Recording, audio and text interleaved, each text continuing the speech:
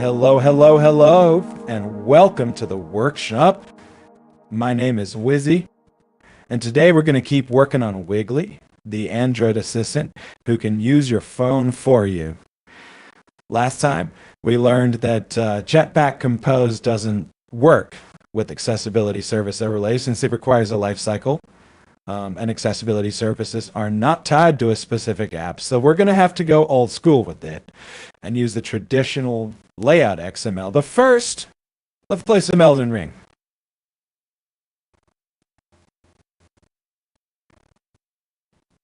Last time we left off in Nokstella, the one of the three, I think there's three, one of the three eternal cities.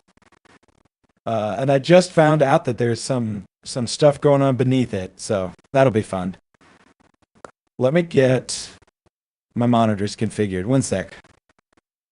I think I'll play a little bit of music.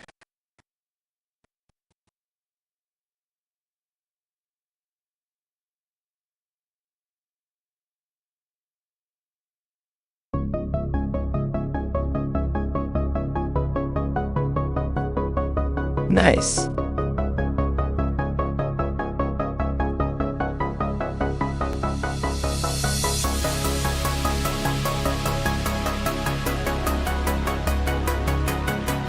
Gotta plug in my monitor real quick. One sec.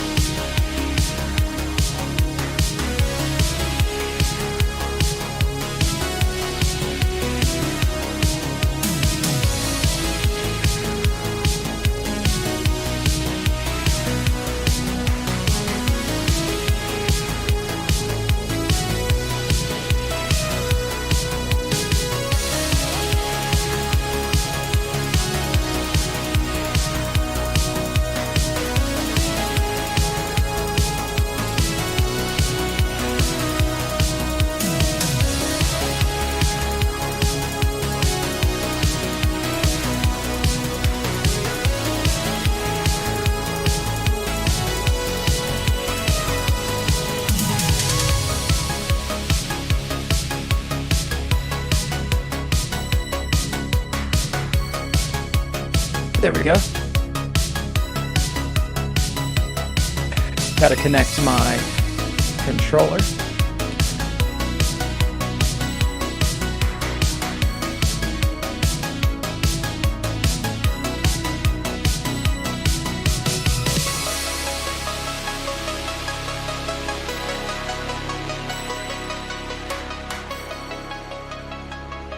I'm so excited. I feel like we're almost done with Elden Ring. Not too much left. Once they finish, we're gonna play Cyberpunk 2077, the new expansion, the new overhaul. I'm so excited. This whole channel has always been about that cyberpunk aesthetic, and I am so excited. I almost just want to throw away Elden Ring and just start playing, but we gotta finish, you know? We've put in hundreds of hours, so we really got to do that. Put that controller in pairing mode, and there it is, connecting. Nice. All right, we're just about ready.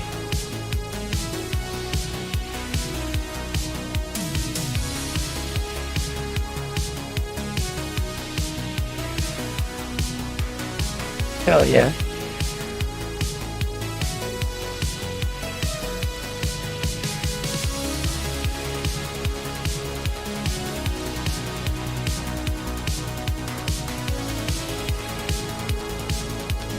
Alright, let's get rid of that cyberpunk music because it's time to get back into that Elden Ring vibe.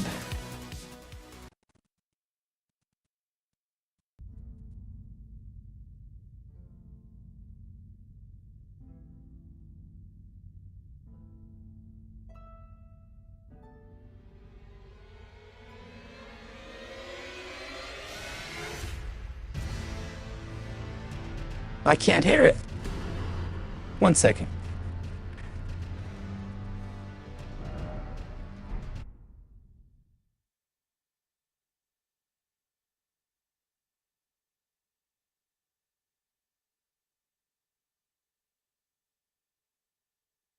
Maybe I forgot to turn on the music.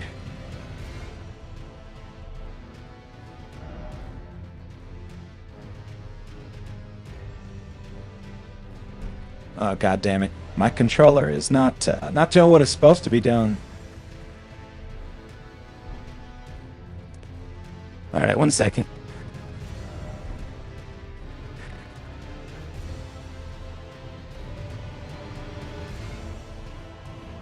Yeah, I have no idea why that is, but the controller is just not working with Elden Ring.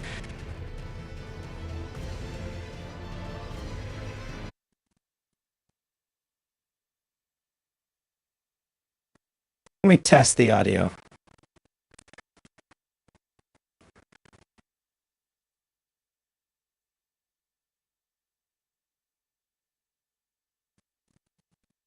Now the keyboard's not working. Oh my gosh, what's going on? I'm going to restart the computer. I sometimes have to do that, you know? It's weird. I'm not sure why.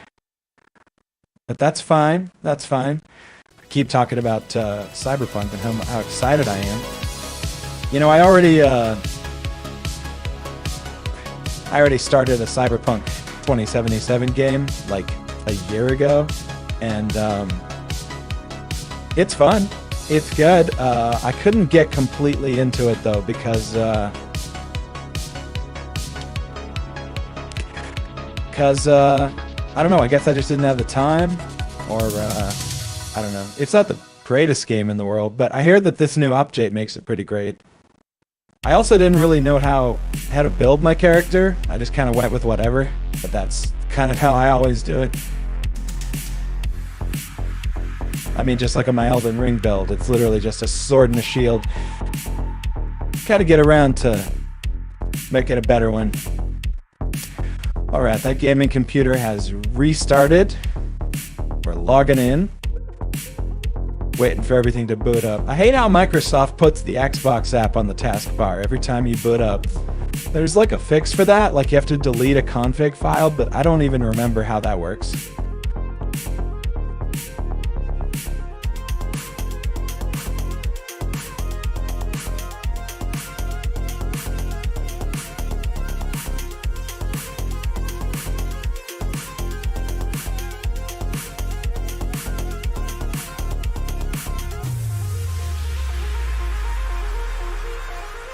Oh shit, I don't have YouTube chat on.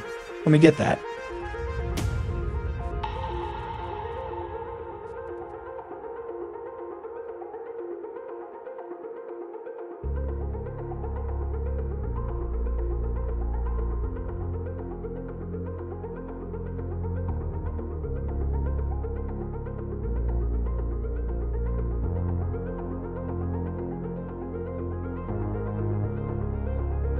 Alright, I think we got Elden Ring. I'll put it up.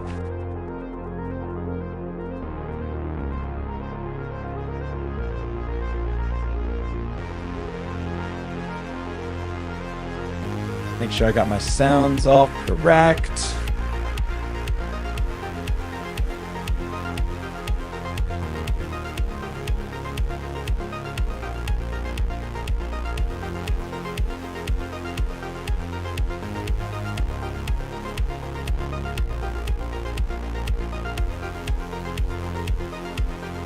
Got my YouTube chat.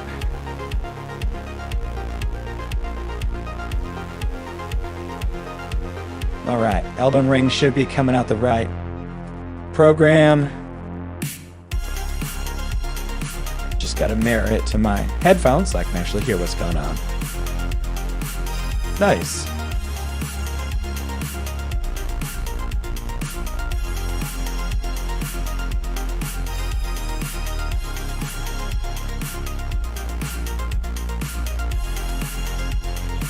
Oh, still can't hear it. And the controller's still not working. Okay, this feels like it might be a keyboard issue. But there is no keyboard. And I restarted it. So what's going on?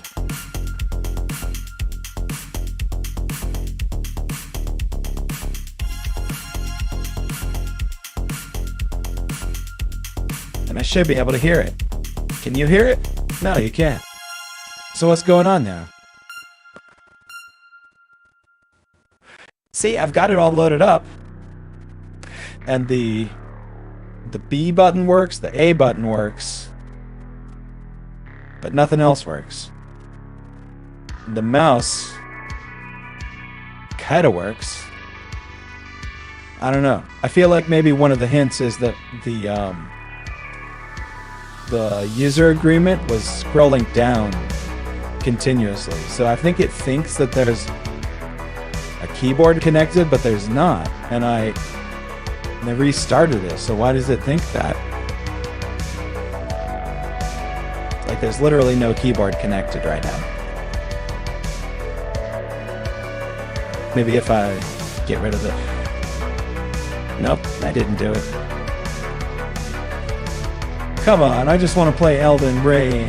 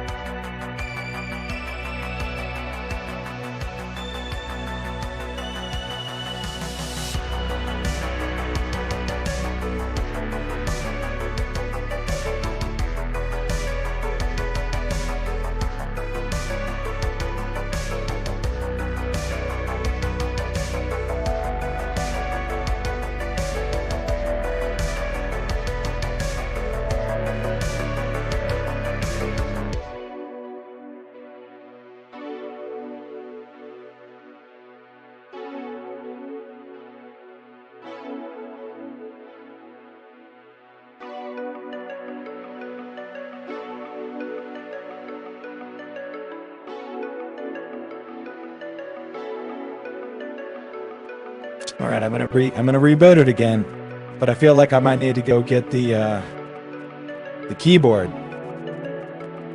I don't know why that would be the case, but I guess it's worth a try. Yeah, this is pretty infuriating.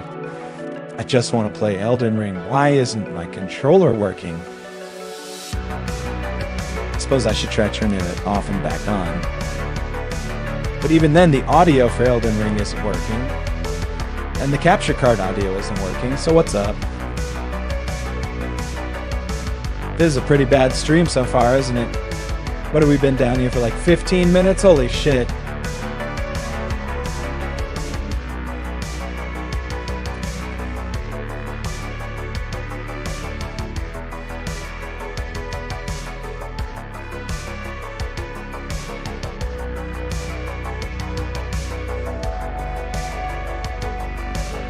Okay, the controller's working. The sound is not working. Huh.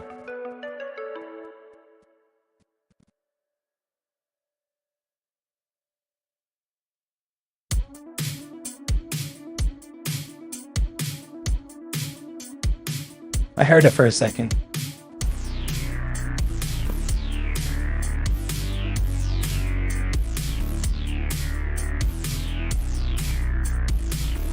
Okay, and now it's not letting me. Okay. Yep, I'm gonna restart it again. This is some bullshit. Maybe we should just play Cyberpunk.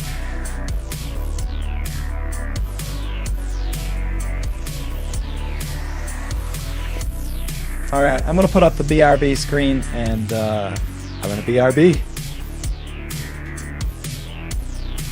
Peace.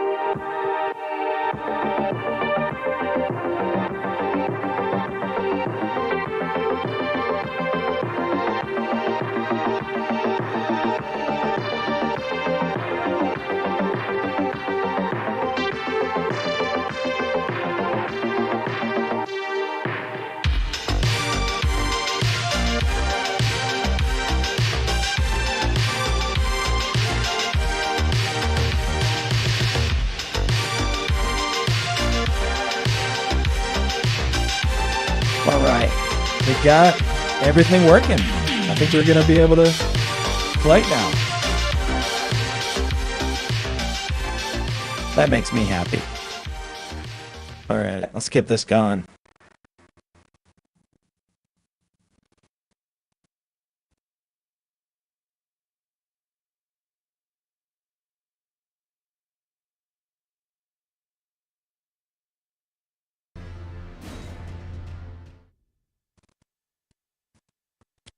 Nice.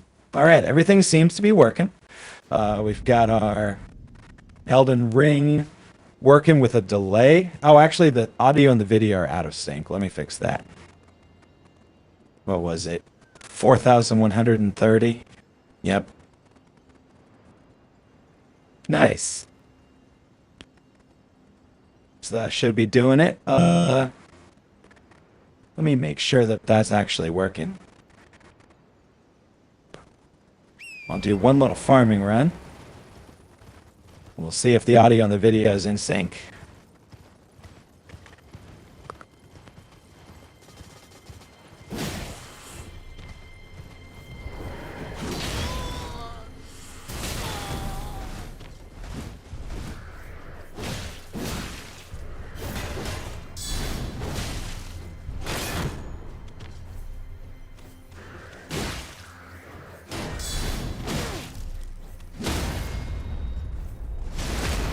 Nice.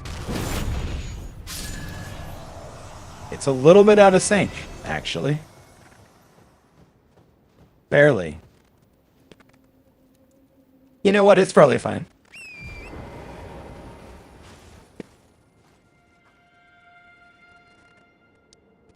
Let me just make sure that I got it. Let's see. Capture card, filters, delay, 4130. Yeah, it's the same. So, should be working.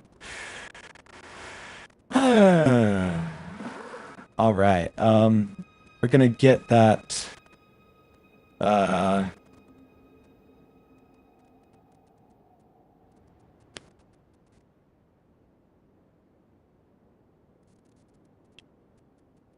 Sorry, we're gonna get that out of Mergusia.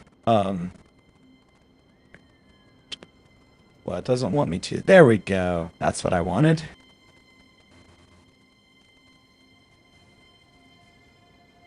Yep, podcast. He's got 2 new podcasts, so we're gonna watch one of those. Adam Mergusia podcast. Love him.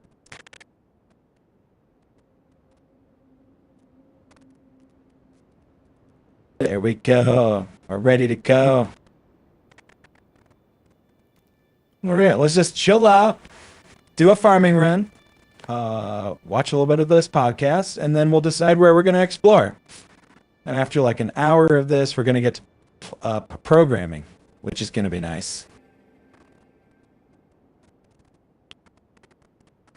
From the greenhouse, it's the Adam Mergusia podcast, episode 76, and I was practicing the mushroom ragu recipe from the YouTube channel a little while back, and my wife walked into the room with her phone, and she asked me a question, and here's what unfolded.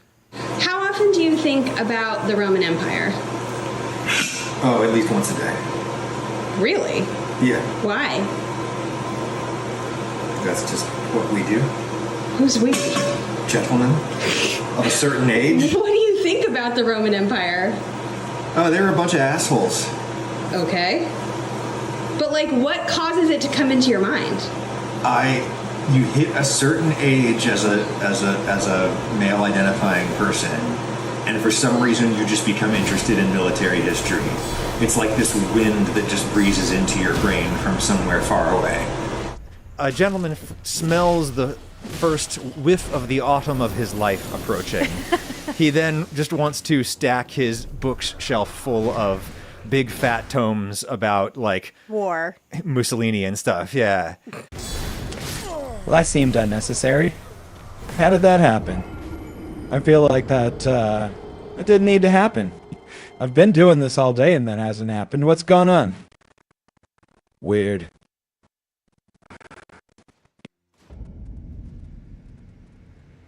Huh. Yeah, I don't think about the Roman Empire, like, ever. I guess, like, sometimes someone will be talking about history or even current politics, and I'll be like, yeah, that's similar to the Roman Empire, but I just don't think about it that much. So I don't know what all these guys are on about. That's not me. Hey, Lauren's here. Welcome, Lauren, my Hi. wife, my lovely wife. This is weird. You're so you're away. So yes, we're We heard you about the cicadas and that they are unpleasant when you have headphones in. sure, yes. So we are talking into two microphones this time so that we can be closer to the microphones, thereby maximizing our signal to noise ratios. The problem with using two microphones is that we must be far away from each other because when you have two mics close to each other, you get phase interference. It's like reach out. Reach out. Oh. Yeah. Anywho, so we're going to talk about the internet topic du jour, which is why dudes like me, which is kind of most dudes basically, are obsessed with the Roman Empire and in ways that could maybe be alarming. And we're going to kind of interrogate that a little bit. But first, we need to stipulate that women are into Roman Empire too. Oh, sure. Non-binary people are into Roman Empire too. I found a survey from the American Society of Classics Professors or something from 2012 that found that it was a 60-40 male to female ratio among classics faculty in the United States in 2012. It's probably closer to equal these days, I would imagine. Ladies are into classics too. Sure, but we're not talking about faculty. We're talking about lay people. Yeah, the layest of the lay. So lay, so terribly lay. So lay. I am totally here to acknowledge that I have a dilettante's interest in classics, right? Oh my God, that is the truest thing that's ever been said about you. I am not going to be showing off all of my knowledge about testudo formation and stuff today. Of course, that's the example that a dude like me would know by name. Sure, I believe those are words. Well, it's when the soldiers all put their shields in the air and interlock them such that they are covered like the shell of a tortoise, okay? Mm-hmm. So, of course, I do have an interest in ancient civilization, period. Mm-hmm. As I'm sure most people do. It's utterly fascinating to think about where we come from. And then, on top of that, there's an interest in ancient empire. And kind of wondering, why? Why does one society rise so far above all of the others around it? Is it purely geographic determinism? Is it something in the water? What is it? That's all really, really fascinating. But I think I can acknowledge right off the bat that the particularly male fascination with Rome in particular, of all the ancient civilizations, is in part of a particularly male preoccupation with violence. Can I just back up 2 steps here and say that as you were explaining, of course it's totally normal to be fascinated with all of these things and empire and blah, blah, blah. And it was just shudders over my eyes. Just because it's normal doesn't mean it's universal. No, I understand that. I'm just saying that, we could not be a better pair of people to talk about this because I felt that too, honey. I have absolutely zero intellectual curiosity. I just don't. Sure, fine. I don't care. I don't. I'm not interested. I don't find it interesting. I can't get it up for the Roman Empire. I don't know.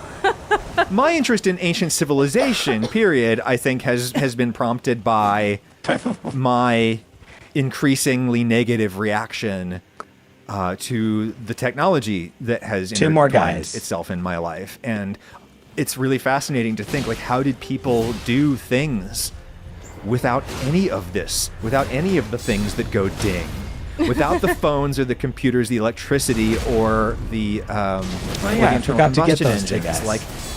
How much could you do without any of the things? And the answer is, wow, a lot. And some things have changed not very much at all. Cooking hasn't changed that much. You do it over a fire, it's basically the same thing. And it's why, I don't know who, I think you actually brought this to my attention some years ago, but somebody wrote an article pointing out some years ago that when you look at very old photographs, like the first photographs from the 19th century, the people look like they're from another planet. They do not look like us. They look like a different species. It's just so radically different. But when there are dogs in the pictures, the dogs just look like dogs. Like it could just be like, oh, that's the dog from down the street. You know, like it's like the dogs don't change. It's kind of the same thing with the slightly more streetwise they look, but kind of the same thing with the food. You know, like there's this amazing Roman food market kind of food hall thing in the ruins of Herculaneum, which was the other city that was destroyed by Mount Vesuvius. And you look at like these stalls, and it's like, yeah, that's what we use now, except instead of being made out of aluminum and stainless, it's made out of stone. You're you know? Like, oh yeah, look, that's Pont City Market. Yeah. Like. Yeah, exactly. Totally. But other things are so unimaginably different, and it's such a fun thing to think about. But I will admit that there's something more going on. Like, why Rome of all of the great ancient civilizations? Now, first of all, it's just cultural bias, right? For those of us in the West, this is Western civilization. This is part of where we come from. Greco-Roman civilization. I'm going to do one more farming run, because I feel like it. Then we'll go to Nokstella. And it's part of where the intellectual history of this, this part of the world comes from. And it's what we learned about in school, right? Even if you are not a Westerner, but you attended school here anyways, you still probably have a certain affinity toward Rome and Greece because that's what you learned about most in school, probably.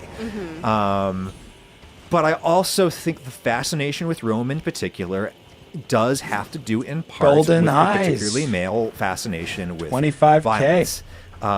Or not necessarily violence, but domination. Domination. Wow, good way of thinking about it. Yes. I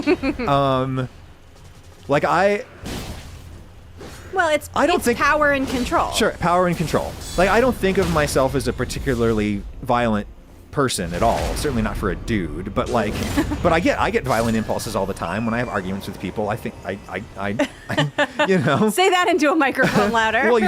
you're not, there's no such thing as a thought crime, honey. It's what there's no good and bad feelings. It's what we do with them, right? Oh, Mr. Rogers. But yes, like I have, even in arguments with loved ones, I have violent impulses all the time. Sure. But where I probably have more stereotypically male energy is in a certain added desire to dominate, which I think manifests in, like, what am I doing right now? Like, talking into a microphone and demanding an audience of tens of thousands of people and telling them what's what, doing. The fucking gravitas that it takes to just volunteer yourself to make instructional content on the internet. Like, the gall. Where the hell did I get off doing that? Which is so funny to me because you as a person, like, off mic are very much like, oh, I wish no one would listen to me. Yes, I wish that I could, like, I enjoy making things. You wish you could and I enjoy fade into being the paid for background it. of the world. But I wish that this was all pretend and it actually wasn't going out into the world somehow. Yeah. It was just you and me. That's right. Of course I wish it was just you and me, baby. Oh my God.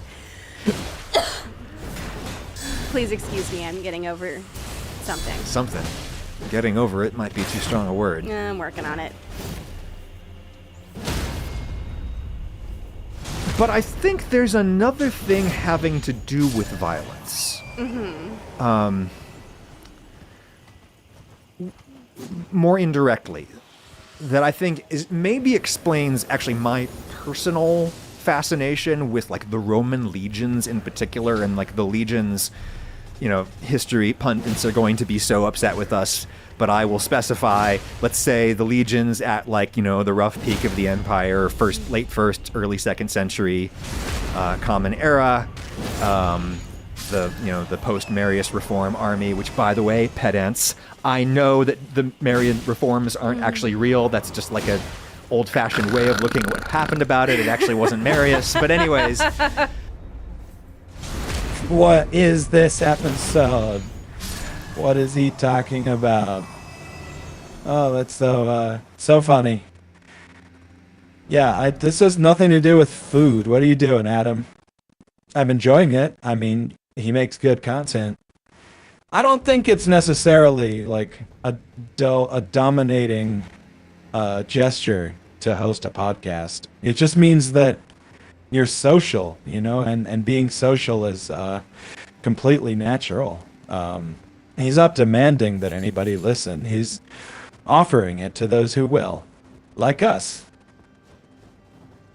Anyway, that was good. 2 farming runs. How many souls are we at? Almost 2 million.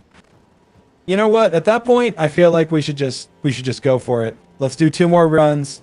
We'll get to 2 million even. We'll dump them all in Faith, and then we'll go to Nokstella. How's that sound? Sounds good to me. Oh, We I just know the fucking guy that's like writing that comment right now. I think we need to let those guys write those comments and up those views and just move on from them. Here's my fascination with that and with kind of, I think, historical combat in general. And I would be curious to know if other men, this resonates with them or people, other people. In a way, a society like Rome that rested upon its infantry, really, its common foot soldier. It was in a way, a person, a human being, and a man specifically was kind of had this intrinsic value that he lacks in today's society. Like, I feel like with increasing technologization and automation of our society and our systems of production, there's a certain set of human being that is increasingly and incredibly, terribly, sadly useless in the new order. And so, like in Roman times, if you just showed up, right, you were valuable because you were one of the many. If and you the were more a man who could hold yeah. a pike and hold the line, right, no education, no fucking skills, no nothing. If but you like, could put one foot in front of the other and right, hold the thing, you were you had useful. some value. Yeah. Now that might sound very odd to people who are aware of that. You know, there's an argument that says the incredible success of Rome was due chiefly to their total indifference to human life. Sure. And that their willingness to bleed way more than any of their enemies. They were always willing to sacrifice more and more soldiers than the next guy. Because they had so many. Because they had a lot. And they were, you know, they also had this amazing bureaucracy to raise them and train them and all that kind of stuff. But anyways, the point is that, so you could say that, oh, a man was not valuable in the legions in the 2nd century, right? He was the most disposable thing in the world, and that's true, but there's a way in which a man's death makes him very valuable. And what I think kind of eats at a certain kind of man today in developed country society, and particularly the United States, I think there's a certain kind of man who is becoming more and more dangerous every day because he is not hated, not wanted, but ignored, not needed, simply irrelevant. And the powerful people, the rich people, which I guess is now us, honey, like, we don't care about that guy enough to genocide him. So are you saying that guy is thinking about the Roman Empire? I think maybe, yeah.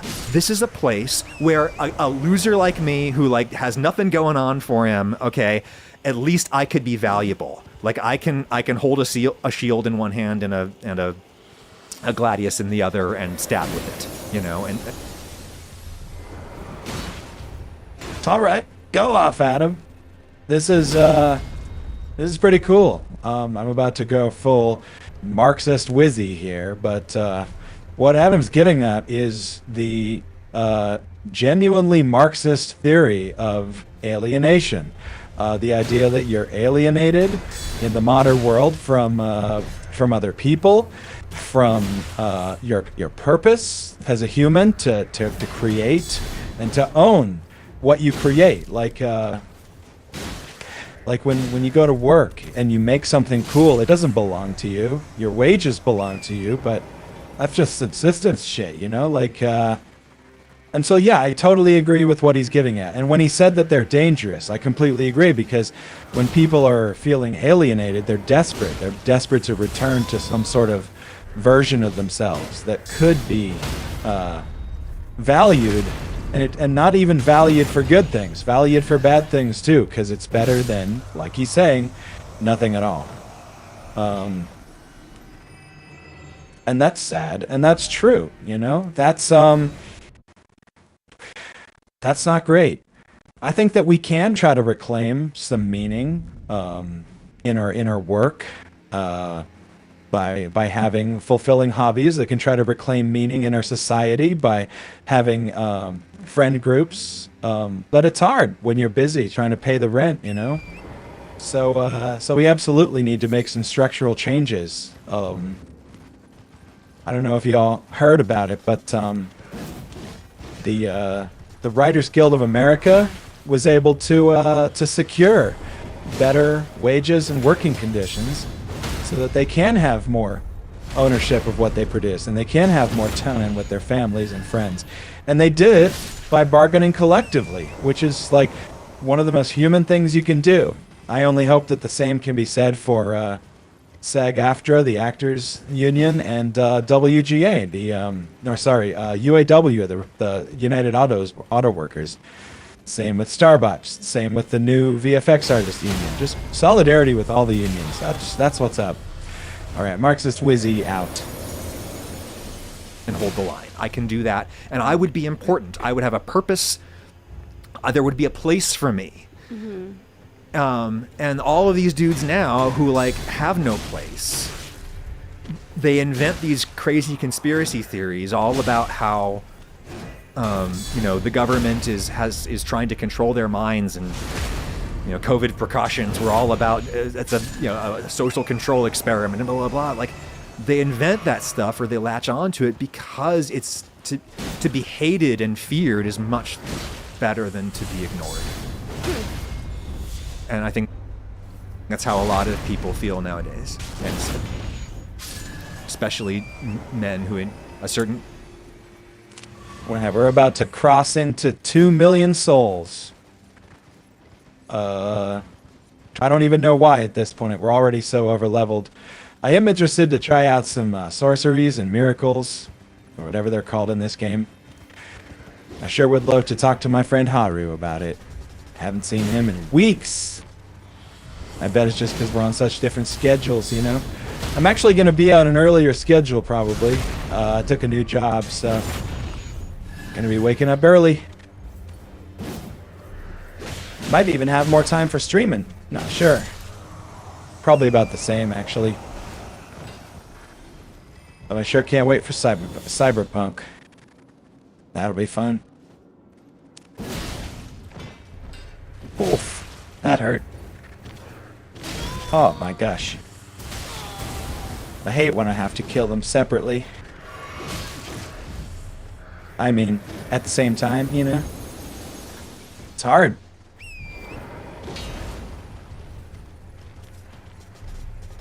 Alright, back to the podcast. Working class men who are having particular trouble finding a place in the evolving economy of developed nations. Yeah, maybe whether they know it or not. Yeah. I just find the whole TikTok. Damn. 2 million souls and I die. That's not a good sign. That's okay, but I am in a rush to get them back because 2 million is a lot of souls.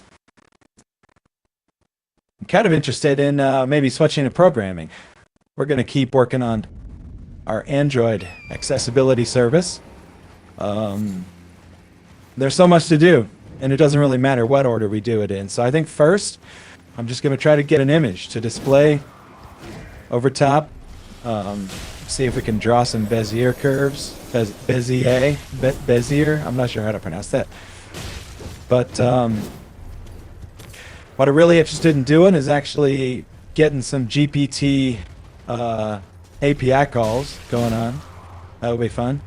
We'll probably try to do it directly to OpenAI first, and then we'll kind of make a pass-through service. The server running locally at first, and then on AWS eventually.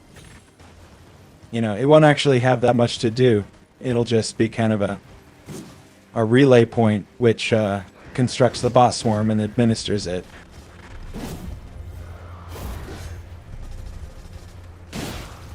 Yeah, one barrier to Wigli is that it will absolutely require a few dollars every month to pay for Wigli's brain, you know?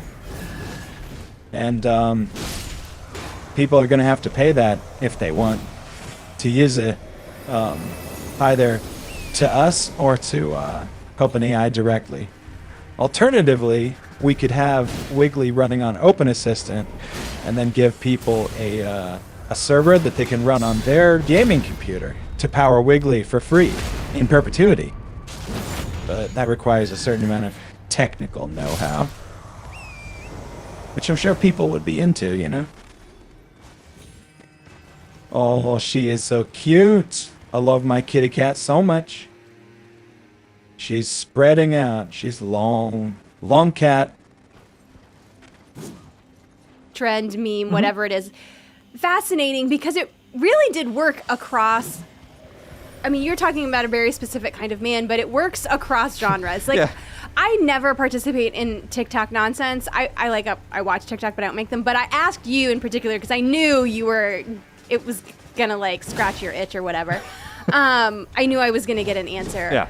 But it really, so the sort of the culture writer Anne Helen Peterson was talking about this, and I follow her on Instagram and I subscribe to her newsletter, and she was sort of asking people to respond why they thought this seemed to hit so many different kinds of men. And I mean, it was across ages, it was across races, it was across cultures. It was, I mean, truly incredible. And my response was that it is the perfect male crossover event. So like, whatever, as a man or male identifying person, whatever kind of you're into, be it cooking or urban planning or, you know, culture or history or economics or whatever, there is a trickle-down effect from the Roman Empire, and so it all just kind of coalesces into this, like, big male id of delight. But I want to ask you, did you think about the Roman Empire today?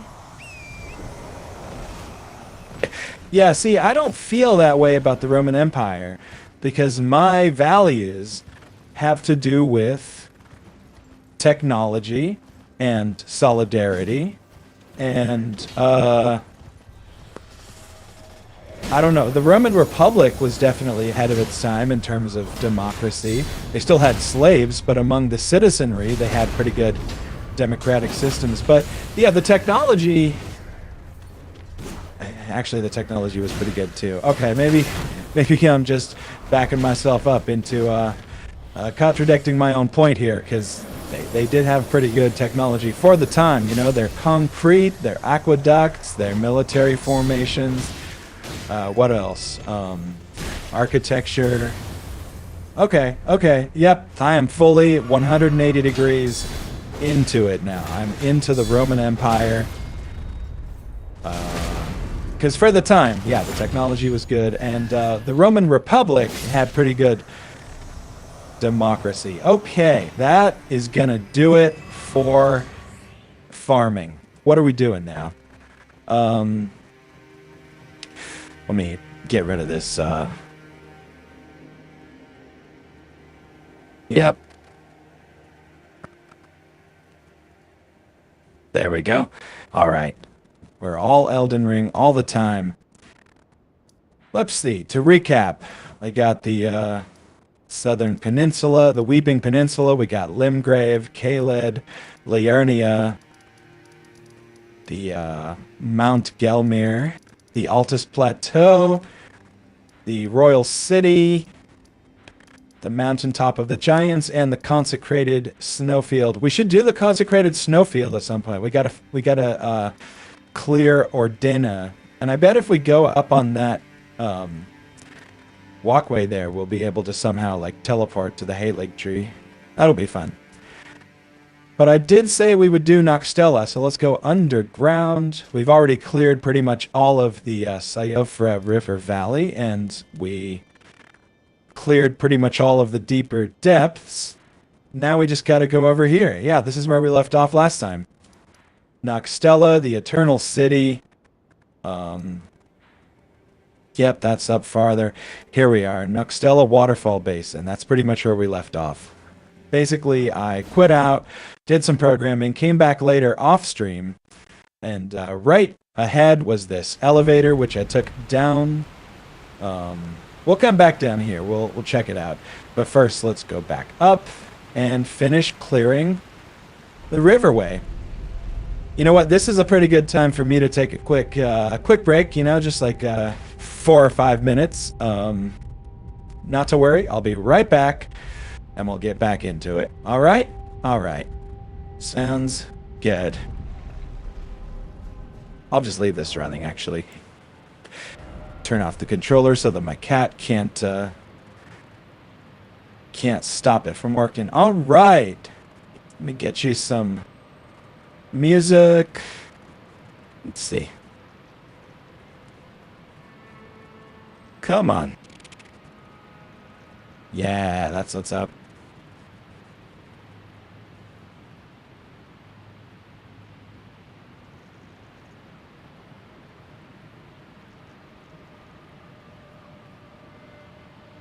Huh. 1 second. Where did I put my my window? I lost my window. I only have 2 monitors. And so when I want to play on the gaming PC, I have to unplug one of the streaming PC's monitors. But I didn't actually disconnect the monitor in the settings, so it still is rendering Windows on it, but I can't see it because it's disconnected. So I got to use this remote thing on my phone. It's a whole thing. Ah, there we go. Okay. Nice. Get some music going. We're having a good time. Good stream so far. Thanks for being here.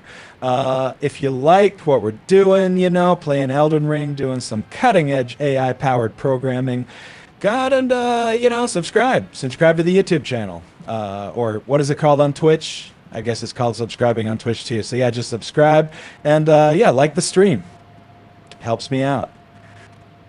Let's get some Fat Rat. I love the Fat Rat. That is one of my favorite artists of all time. My favorite artist is probably Infected Mushroom, but that's copyright as fuck. Fat Rat doesn't care. Fat Rat does not give a fuck. All right. Be right back, y'all.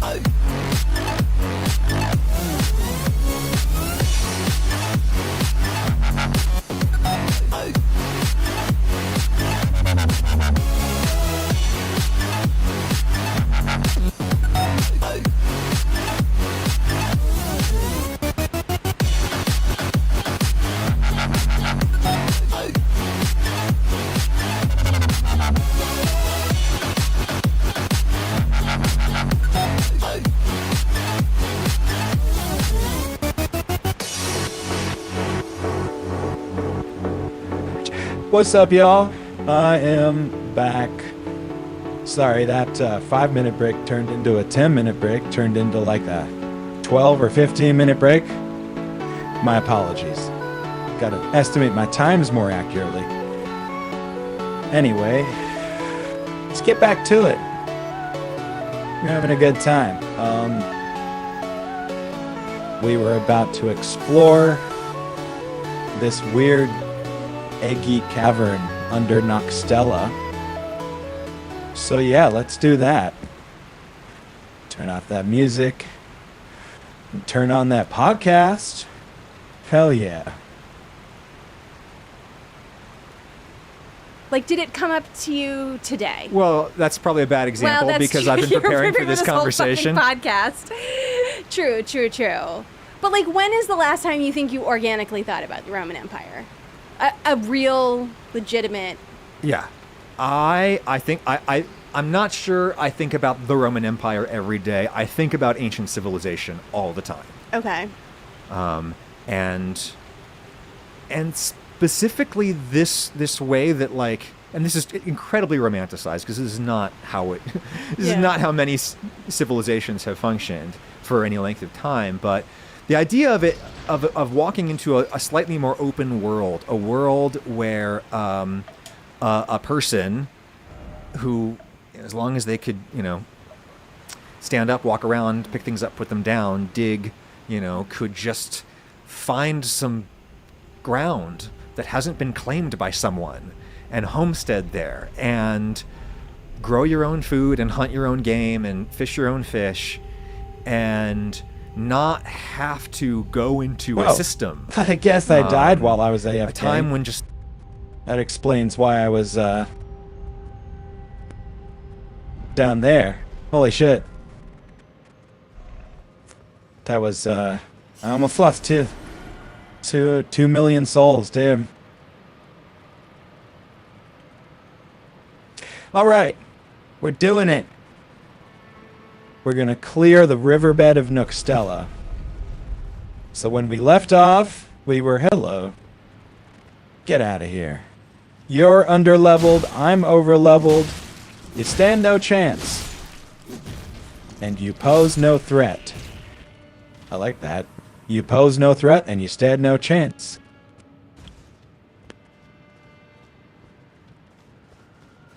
These guys are fun. They explode when they die, which can kill the ones around them. Doesn't always do it. There's some more dropping down from the ceiling.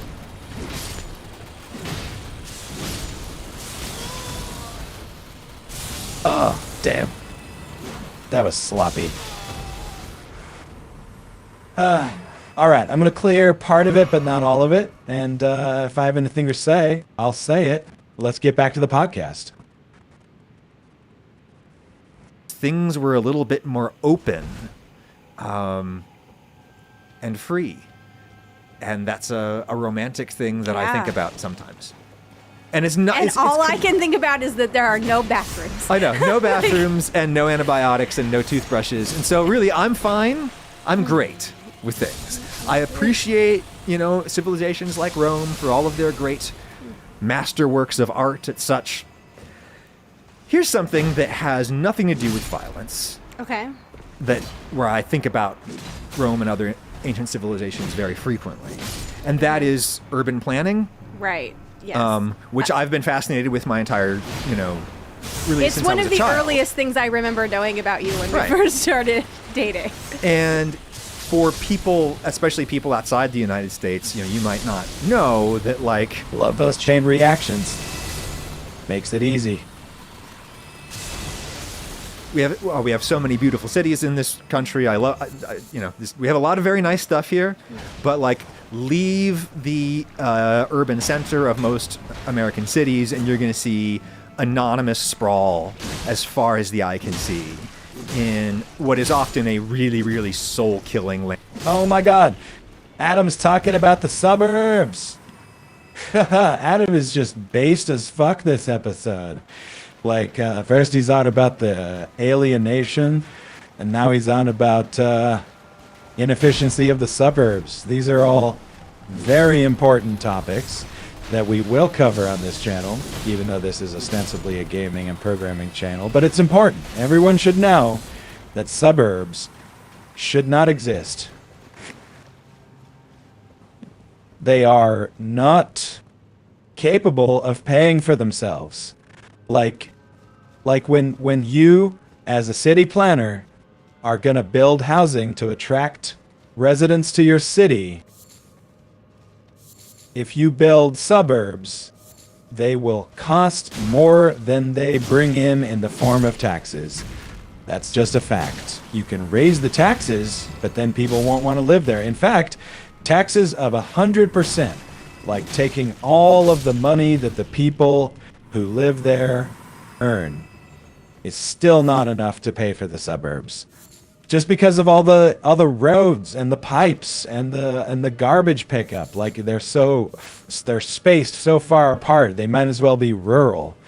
But you know what? If you live in a rural place, you have to take care of your own sewage in the form of the septic tank, and you have to take care of your own road in the form of plowing your own gravel driveway or whatever. But in the suburbs, you just get to have the best of both. And you know who ends up paying for it? People in more efficient places, like cities, who live less spaced out. I'm sure we'll get into that. Someday we're going to watch the Strong Towns series from Not Just Bikes. Do a little bit of content stealing. It's fine. We're small. He's big. Also, I think he said he was fine with that at some point. I'm not sure. Maybe I should check. Anyway, go off, King. Landscape that can only be navigated with an incredibly expensive car for which you need incredibly expensive insurance and maintenance. And it's like a really kind of terrible life that we have.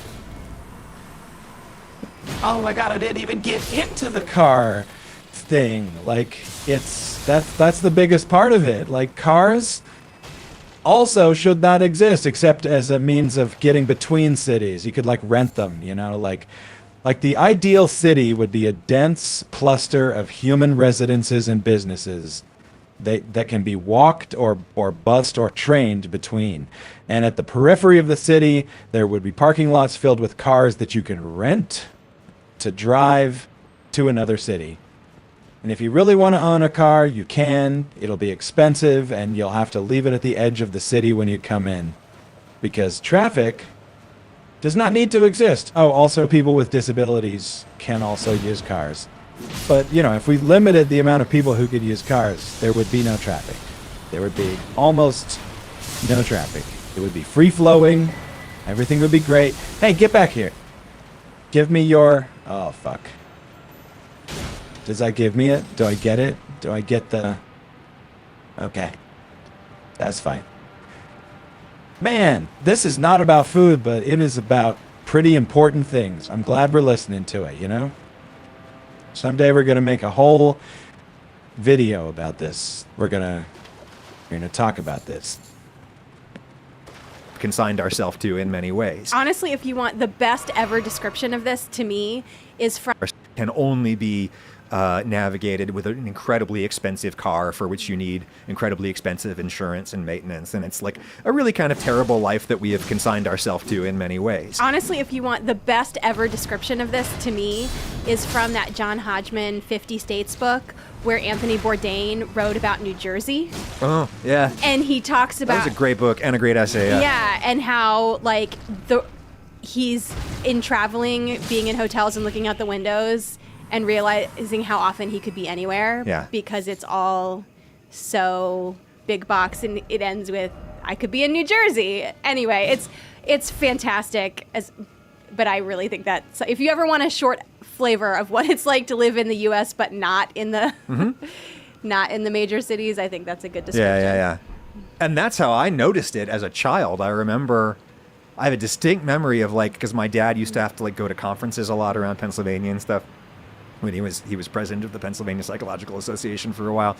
And so we went to, like, the conferences all the time in, like, Harrisburg and Philadelphia and Pittsburgh. And I just started to notice that as we were getting into these places, oh, that looks just like where we live. Like, that's, oh, I thought that Exxon and Unimart combo was, like, unique. No. No, you know. And it's really kind of soul killing. And then you look at the Romans who had this incredible respect for the power of a well-designed, a well-laid out, walkable, dense city, and how they were so insistent about not letting their cities sprawl. I mean, it happened in several situations, in Rome most of all, but they really went into the founding of new cities out in the provinces in Gaul and such with the intent of like, there's a certain maximum number of people who can really live in one place. And if you go beyond that, it just becomes a mess. And so when they had more people, they would not expand the city, they would build a new one. And more than that, I just love the idea of a city that has an end. You know, like the ability to just like walk out of the city and then be in the country. That's an experience we do not have almost anywhere in the United States. It doesn't happen. They all just sort of petered out and then blurred into each other. Yeah, it's just this very, very gradual fade where the sprawl just gets slightly more sparse. And then you don't even notice when eventually now I have cornfields on both sides, you know? And I find that very claustrophobic and suffocating. That's something that really upsets me about the way that we live and makes me so envious of the other English-speaking place where we could live, which is... Well, if you want me to start a fight in your comments, here we go. Oh, no. This is always why I preferred, ultimately, Boston to New York. Because when you're in New York, you're in the urban core, and then to get out of a feeling of city, oh, dude, you have to drive for what feels like forever. Yeah. And even the closest you're going to get is Long Island, and that's not that, whatever. Yeah. Whereas in Boston, you could theoretically drive for half an hour, 40 minutes, an hour, and you're in the forest. And I always appreciated that. Not during peak traffic time. Right. Yes. But I always appreciated it was like, oh my God, I'm feeling claustrophobic. I have to get out of this city. Yeah. I could very quickly feel like I was not in a city. Oh, absolutely. And you cannot do that in New York. And I didn't. And I love New York. I didn't love living in Boston, but I loved all the day trips that we would do out to the Berkshires or up to New Hampshire or like Vermont, or like the overnights we Maine. would do up to Montreal and drive through Quebec. Oh my God, love that stuff. That was wonderful. So and that's all made possible by the automobile lifestyle, which we do that for a reason. It has advantages, and maybe all things considered, I do prefer it to the alternative. But the idea of going to a place like the UK, where when we... You can still rent automobiles in the car-free future. You don't have to own them. It's kind of like the difference between owning a house and renting a house at a reasonable rate, of course. Owning comes with its own set of downsides, you have to perform maintenance and you have to deal with the fact that when you're not using it, it's just sitting, costing you money, You only are in your car for I don't know, 10% of its lifetime, maybe, probably less, 5, 3. So it makes a lot of sense to let other people use it during that time. We were building intercity highway systems, in the United States. We thought, okay, should the highways go through the cities or around them? Let's put them through the cities. Right through the middle. Right through the poorest black neighborhood that we can find. Yeah, we'll exactly. Raise them to the ground and put 47 lanes of concrete. Exactly, that's right. And then yell at poor people when they have to sleep under them. Exactly. Whereas in the UK, they mostly said, no, the motorways are going to go around the cities. And they created... And then that's part and parcel of this whole kind of greenbelt initiative that they have to create, as the cities grow and they, tend to blur into each other, you create these green belts, these borders where you can go to the edge of town, step off, and be like a fish in open water. And that's the kind of feeling that I want from an ancient way of life, that of a fish in open water, that you can step out of civilization. Go into the wild, the open, a place that doesn't belong to anyone, and be free, be at risk, but be free. I think that's why people move to Montana. Well, yeah. I mean, I guess what you do is you buy a ranch Or Alaska. and yeah. But it's cold. And you have to fly everywhere there. I know, and which like means that you have like a 1 in 10 chance of dying in a private plane crash if you are a member of Congress from Alaska, RIP, or a member of their family. Why do you like ladies who are into classics? What would you, if you had to get inside their heads? No idea. No clue? None. I can't fathom what. I mean, look, I don't want to yuck anyone's yum. I find ancient history to be interesting because it's interesting, but I don't care to spend any time thinking about it. Right. I have other interests. So I've read like several pieces about women in classics in the last few days to sort of think about this. Okay. And one of the arguments that I've seen made by several female scholars. All right. Looks like we fully cleared the Nokstella riverbed. Let's head down to the below place and see what's up. This is gorgeous. Below is spider eggs. And I'm not looking forward to finding out what laid those eggs. I have a feeling it's going to be a boss, and it's going to be some sort of arthropod, and I'm going to hate it. I'm going to hate it so much.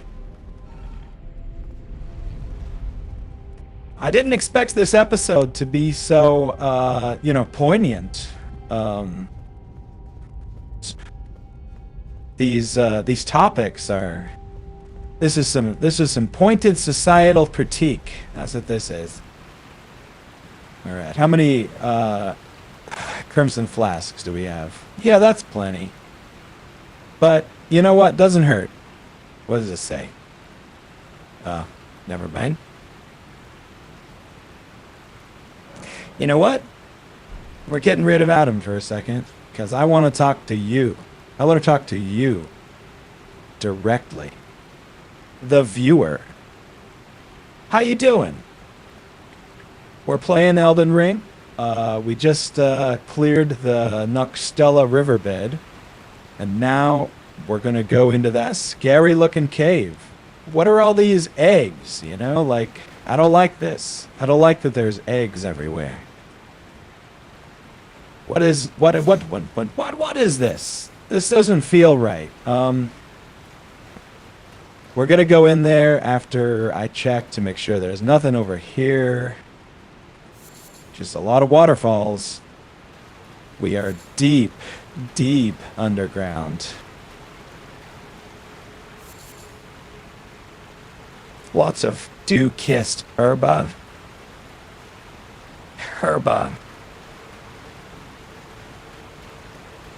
Yep, nothing going on. Time to go into the scary cave. I don't want to fight the scary insect, but I will if I have to. What do we got? We got 2 items. Oh, hello. It's the curse frogs from Dark Souls 1. I love that they brought them back. Everyone loves the curse frogs. By which I mean nobody loves the curse frogs. Everyone actually hates the curse frogs. And I'm gonna get cursed if I stay in that cloud any longer. Good thing they got no health.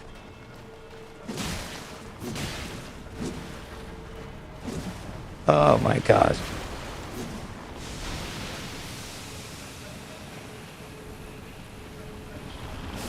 I really need to not be in the cursed cloud right now.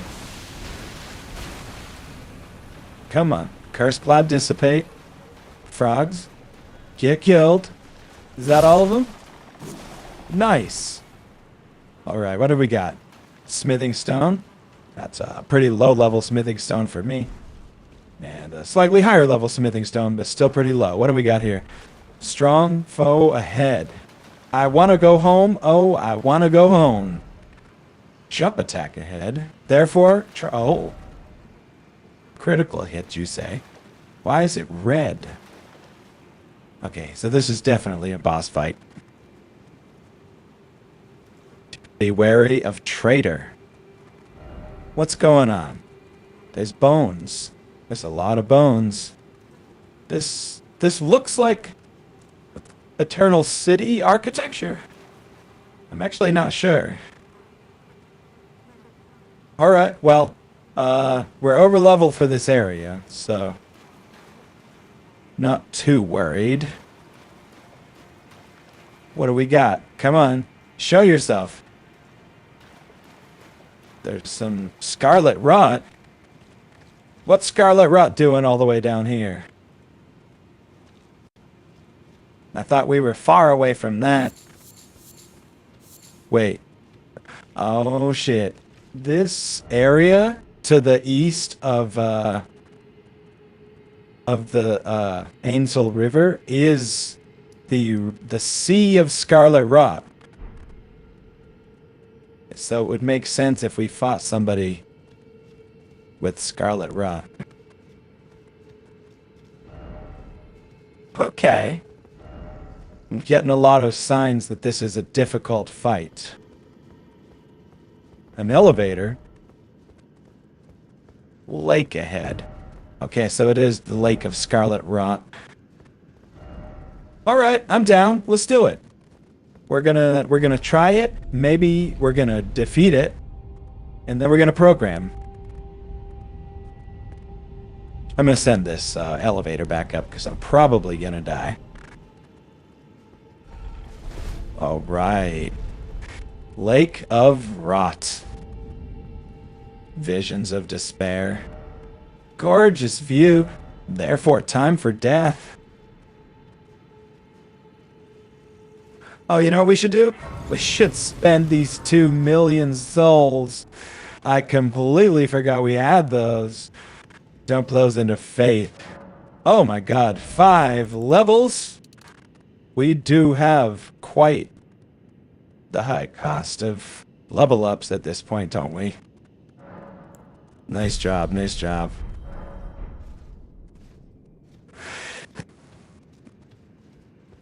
Alright, give it to me. Just fuck me up, fam. I'm ready. Oh. Oh. It's not a boss fight arena, it's a whole ass area. There's some architecture over there. Some buildings. Here's the lake. And then over here, looks like terraces made of fungus. Is that like the most rotted place? I'm so interested. That looks a bit like a lift. What is that pointing to? Oh, yeah, the architecture on the other side. Can I use my horse? I cannot. Does it hurt me? Yes, it does. Oh, fuck. Okay, so I'm gonna need to lose some health. You know what I heard? I heard that if you gain the status effect while in the rot, you lose health faster than if you gain the status effect while out of the rot.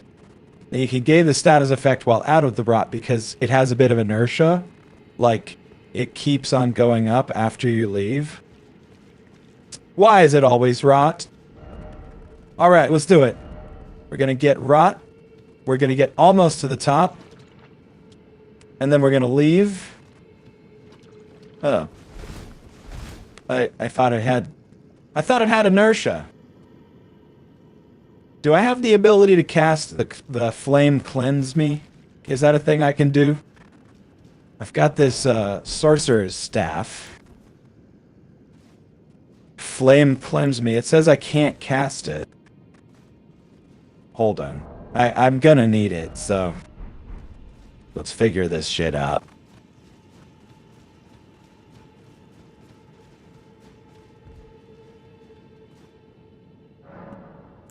So Flame Cleanse Me is an incantation. It requires 200 focus points, 4 memory slots. Oh, that's how many I have. Alleviates buildup and cures poison and scarlet rot. Requires 12 faith. Yeah, I should be able to cast it. Incantation. That requires a staff, right? That requires what do you call it? Yeah, it's staff.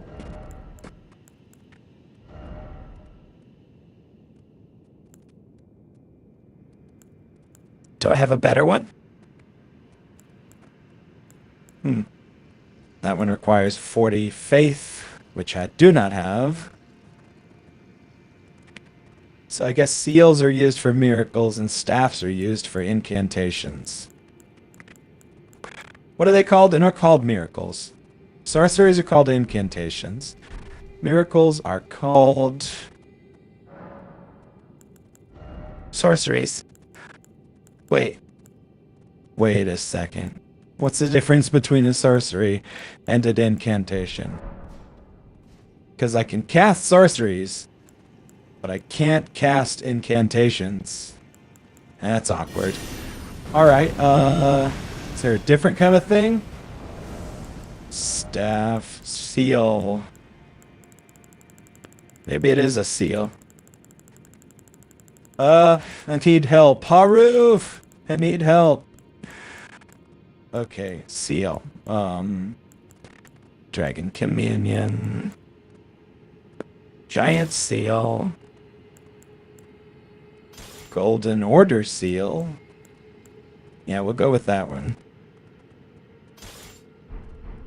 Nope, that's not working either. Oh, wait, it is working. Okay, we're good. I can cast Flame Cleanse Me. So, okay, so sorceries are... That's confusing. Because in Dark Souls, sorceries are the intelligence-based ones, and miracles are the faith-based ones. But in this one, incantations are the intelligence-based ones, and sorceries are the faith-based ones. That is confusing. Ugh, that builds up fast.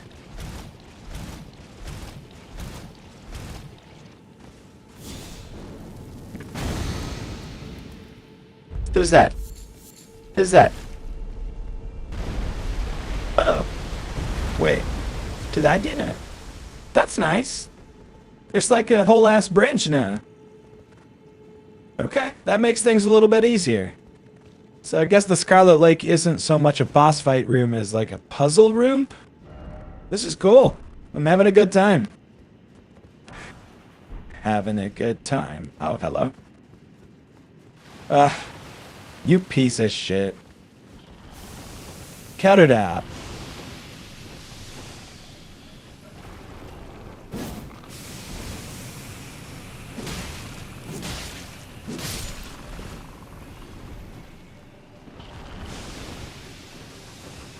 Feels like it might be time to keep listening to that podcast. Pointed social critique, societal critique from Based Adam. Let's do it.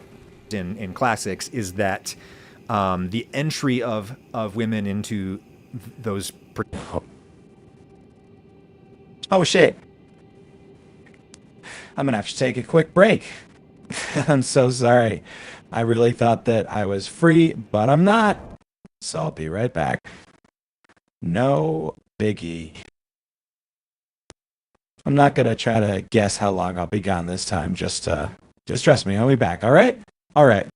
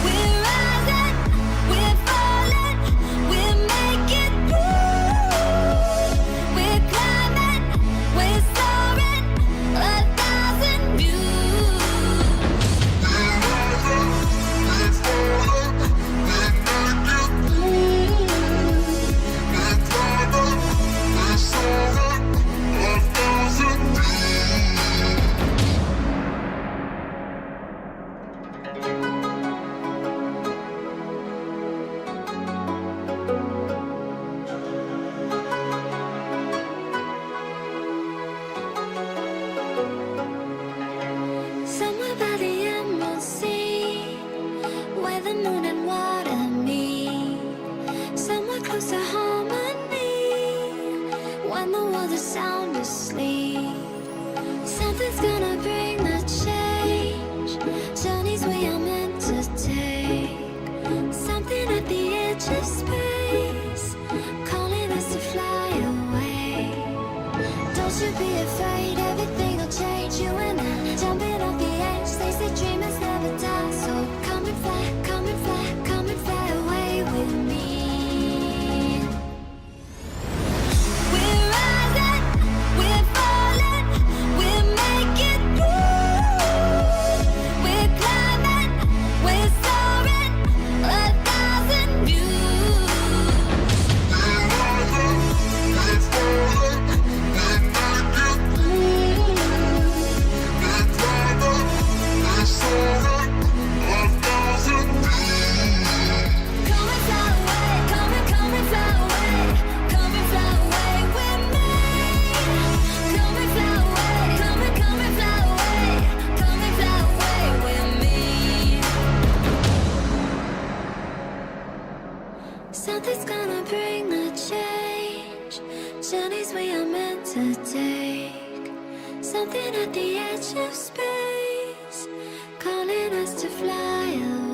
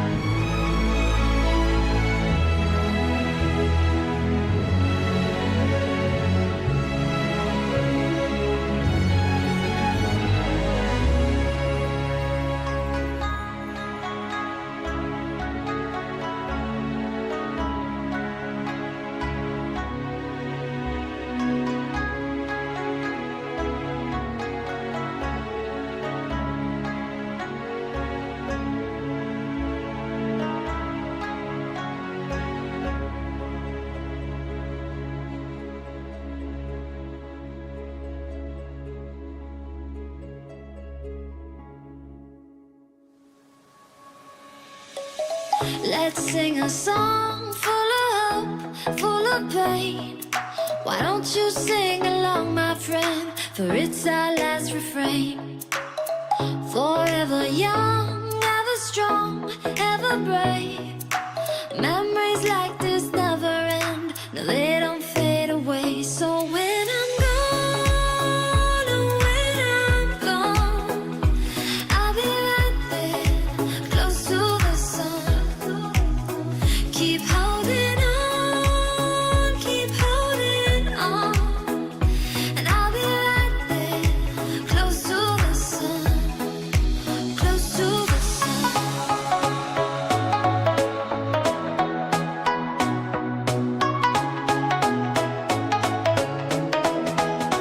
Close to the sun.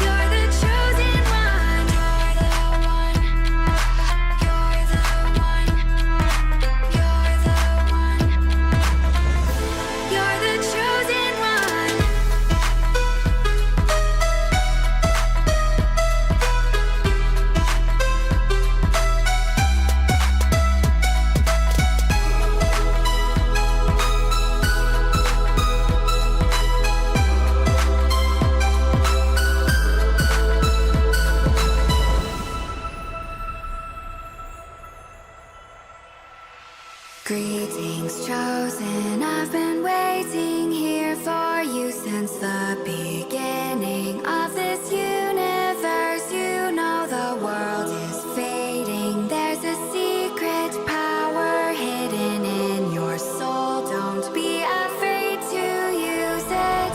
There are voices in your head saying that you're a failure.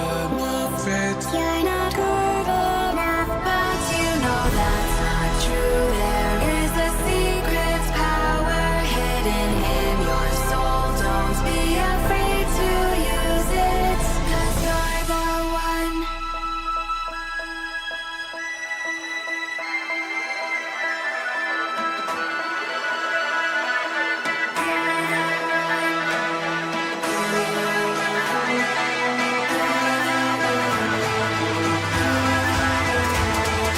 Infinite power.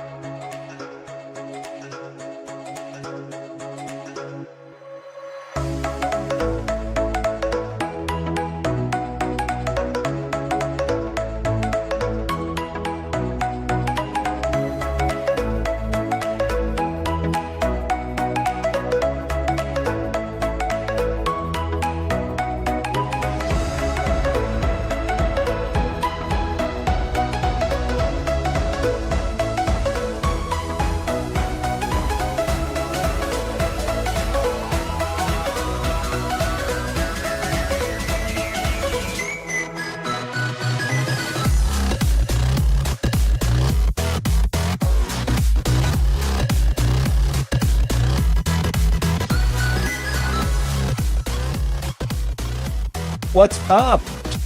I'm back, and we are cooking. Literally, that's what I've been doing. Made a delicious stir fry with my roommate, and it is quite good. Where's my mouse?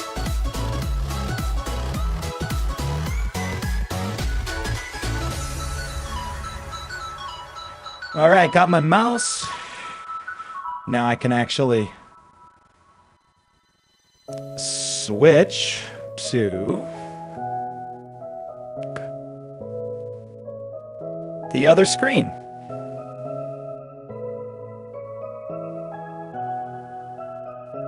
Hello.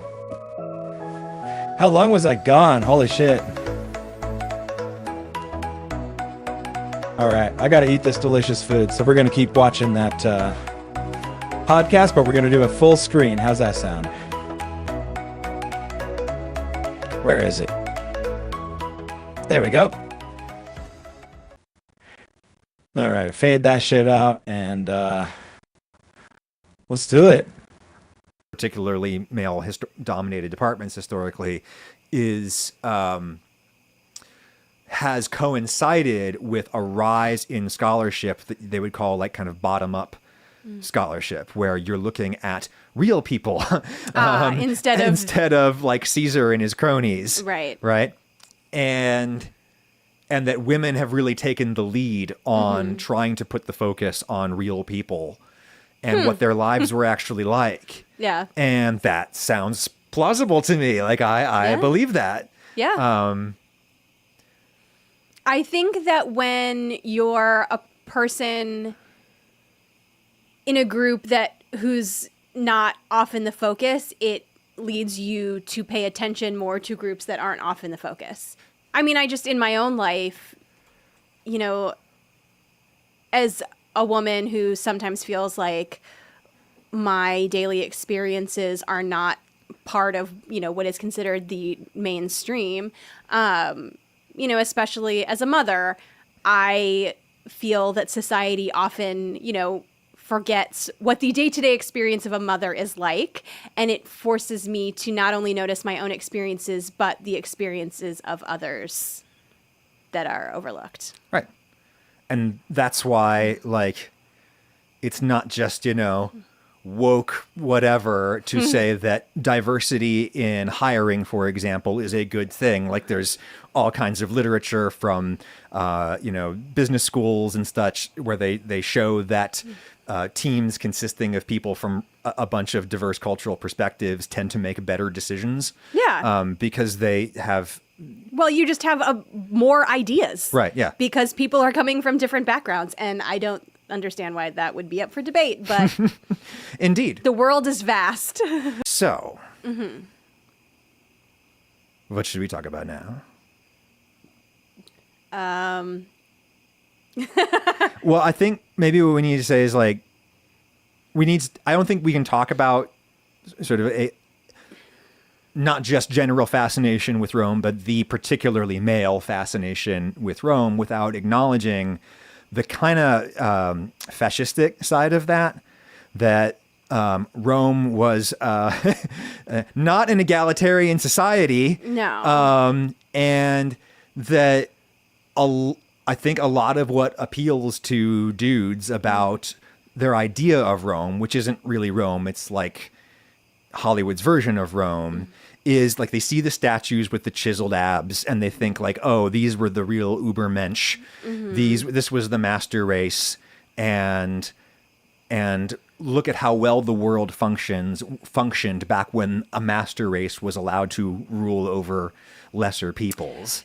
And they naturally, in their mind, assume that if we were to go back to such a system, then that they would be part of the master race, which is a big leap to make. There's a lot of self-insert fanfic happening when it comes to the Roman Empire and men. I think a lot of men thinking that they would be the one leading the army, or the one, you know, the camera focuses on as they're like, in triumph or whatever.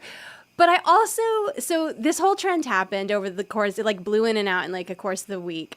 And there was instantly this sort of moral panic about like it's the Joe Roganification of men, and all these men are thinking about the Roman Empire because they're being influenced by these male podcasts, and you know it's a secret right wing blah blah blah, which I think frankly, like I said, I think I'm sure there's a segment of it that is that, but I also, like I said, I think it is one of those perfect male crossover event things, and I think that felt very like liberals trying to poo-poo men or like point fingers at the right wing. It's a moral well actually, which is something that we on the left are pretty. I mean, I would say it felt like a classic moral panic of like, oh my God, we all have to be worried about the fact that these men are constantly thinking about the Roman Empire because they're really being, you know, led astray by the alt-right, which I don't think was the case at all. I think that I think it's more interesting to look at why men have room to think about the Roman Empire and maybe women don't. Because then the flip side of the trend was, well, what is women's Roman Empire? Yeah. And there were a lot, you know, Taylor Swift or that the lip sync battle of Rihanna's Umbrella, that video. What's that little kid's name? Who was Spider-Man? Tom Holland. Tom Holland doing Umbrella. You know, and all of that. But the one that I found to be most true was this woman who was like, how to not get kidnapped and murdered. Yeah. And I was like, yeah, I mean, basically, if I think about what most commonly enters my brain on the average day, it is my personal safety. And like, should I be walking down that road? Should I go out at night? Did I lock the door? Did I lock that door? Should I go out this way? Should I park there? Or is it safer to park there? Is that person following me? Did he look at me? Did I put something on the internet that might lead someone to be able to find me? You know, I feel like I am constantly, you know, it's like in those movies where people put on the goggles and all of a sudden they can like Google Glass see everything. Yeah. And it is just constantly evaluating safety. And I wonder if men had to do that, if they would spend so much time thinking about the fucking Roman Empire. Well, if I could yes and that. Okay. Yes, of course, let's stipulate that like there's nothing inherently fascistic or wrong with being into Western Civ and liking columns and arches. Okay, there's nothing wrong with that. On the other hand, there is, neo-fascistic elements in Western civilization are particularly fascinated with Rome, and the Nazis. That's what they were all about. Sure. That was their whole thing. And I just love the notion that men thinking about the Roman Empire and doing self-insert fanfic about it think that they wouldn't be one of the people on the bottom. Right, exactly. Like, yeah, come on, man. Yes, the plural. City of Rome in year 100 CE would have been like 30% slaves, and 5% rich people and their families, and then a whole bunch of dirt poor laborers and few kind of a little bit of a merchant class in there, and then that's it. Like you wouldn't have been, you probably would have been like carrying the trenching tools behind the legion, right? So anyways, what I think a lot of those dudes would say if they were here, and indeed an argument that is often made by kind of who I would call kind of the male revanchists, the people who the dudes who want to reclaim the patriarchy, essentially. Sure. And what they would say is that there's nothing inherently wrong with the uniquely male preoccupation with violence, because there's nothing inherently wrong with violence. Yes, violence can be used to attack and to harm and to destroy, but violence can also be used to protect and to defend, and we should seek to bring those impulses out in men and not force them to, swallow them and sit at a desk job and pretend that they don't want to break things when they do. All right. That was some pretty delicious stir fry. We're going to get back to Elden Ring. Boot up the controller, load up the game, and This is a good episode. Damn. They are spitting fire. Oh, that's right. We were the Lake of Rot. All right, let's go. So are you trying So- to bring this back around to No, the no, fact that that I could let, like, not me personally, but women could let go of their constant undercurrent of self-preservation if we would just give over the protection Absolutely to men? not. No. I'm gonna. Oh, dude, I'm gonna land this. I'm gonna land this seaplane, okay, on some little fjord in Alaska. Okay, so smooth. Okay, lay it on me. All right. So here's my counter argument to that. Okay. Okay. And this is I will stipulate. I will say, as a quick disclaimer, I fully embrace men, all people, but sort of men in particular, putting their physical aggression into fitness and manual labor, and there's things you can do with your bodies to really channel that energy into something positive. But anyways, put that aside. The reason why I think that argument that we should, encourage violent impulses in men so that they will be defenders, which is the argument that you hear a lot these days, maybe not put as so bluntly, but that's the quiet part that they sometimes say out loud. So my counter argument to that is I think this is an internet meme I'm stealing from someone, but protect women and other people from whom?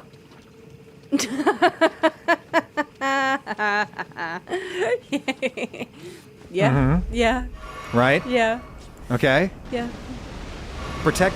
It's not. We don't need to protect our women and children from lions and tigers anymore, guys. Like we've got that pretty well taken care of. Well, I mean, if you really want to say the super quiet part out loud, the men who would be making that argument would be white, and they would be making the argument of protecting their women from what kind of men? Well, sure. That's that old chestnut is always around. Yes. Yeah. Though of course, that kind of chauvinism is not unique to the white community. Sure. Excuse me. So if men could stop being so fucking violent, women could think about the Roman Empire. Yeah, that's the point I'm making. Yes. I might believe that. I think I might believe that. We're at such a crossroads, us gentlemen. We are in crisis, both in many senses of the word crisis, but most of all in the sense of it just being a turning point, a place where we have to change and adapt. And a lot of the ways that we have historically related to the people in the world around us, and a lot of the skills and desires and impulses that we've cultivated in ourselves, and that biological evolution have cultivated within us, a lot of those things are not really called for as much anymore in this new and better world that we ourselves have built for ourselves for a reason, because it's better.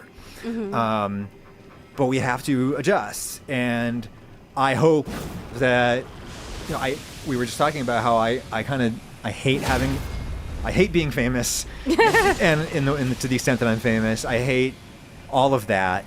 But you were just telling me what's the good part of my fame? Well, that I feel like you're positively influencing people. If nothing else, the 85% male audience that I have. We were joking about how when you go out, the people that most often come up to you to say, "You can spot a Madame Magrusia fan a mile away." Yeah, they're kind of a nerdy boy with a sort of a peach fuzz mustache. They're always very sweet, and all I can think of is that. I think it's great that those guys are sitting around with each other, watching your videos, and learning to make a fucking steak. I think that is a great way to spend their time.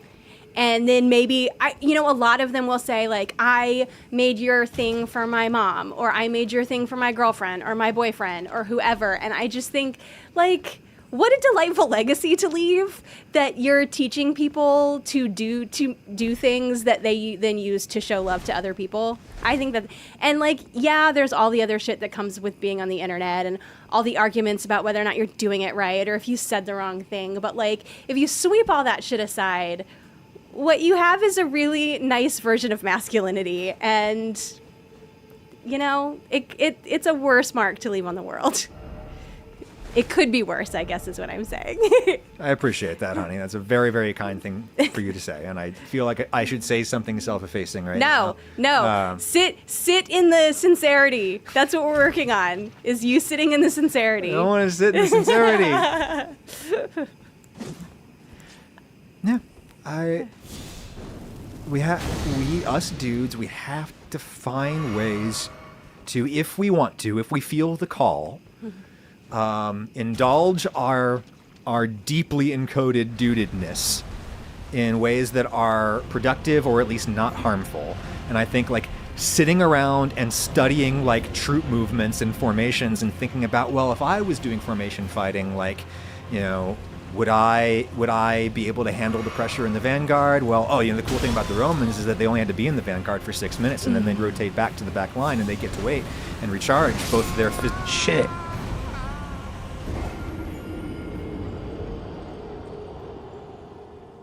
Well, this is really hard. I should just keep my CL equipped. All right. Where are we? Where is this? Oh, we're on the other side. Okay. What's the rumbling? What's happening? Oh, hey, that's really useful. Is this a pressure plate? I feel like maybe this is a pressure plate. I didn't notice that before.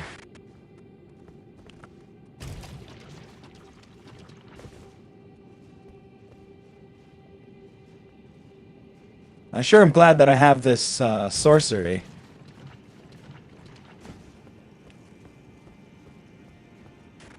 This guy's an asshole. Glad that I have something to stand on now. Alright, let's do this.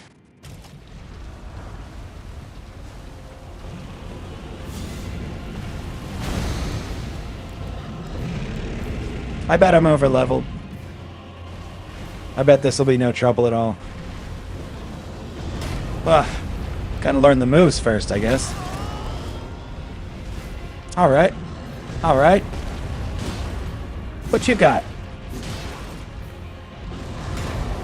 Oh, fuck. Oh, that was close. Hey, and there's my souls. I need those.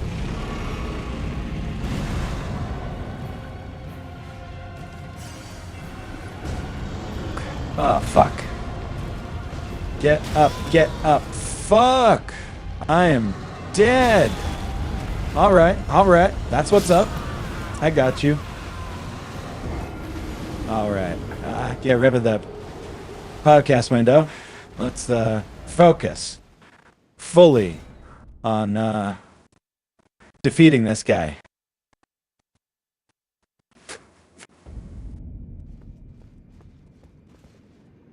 Damn, that was some good stir fry.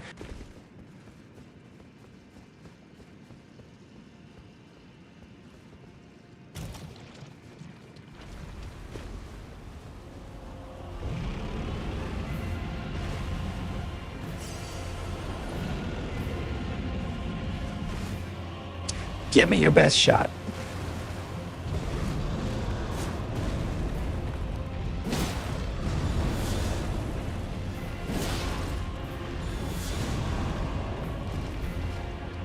Oh my god. I have to cure my scarlet rot. That's really important. I have to heal. That's also very important. Oh my god.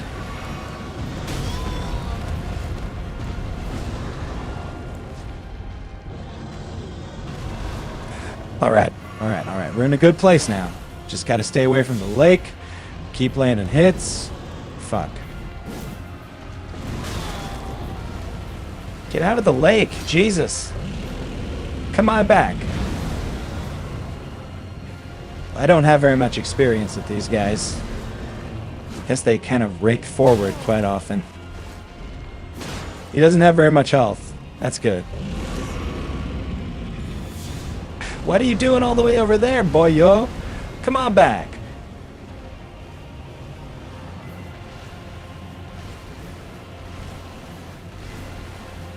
Well, they gotta learn these moves. You know what I'd love to play with y'all? Subnautica. That is a good game. Oh my god. This shouldn't be so hard. He's not that hard. It's the stagger. That's what keeps getting me. Instead of doing heavy attacks, I should just do light attacks. That's where it's at.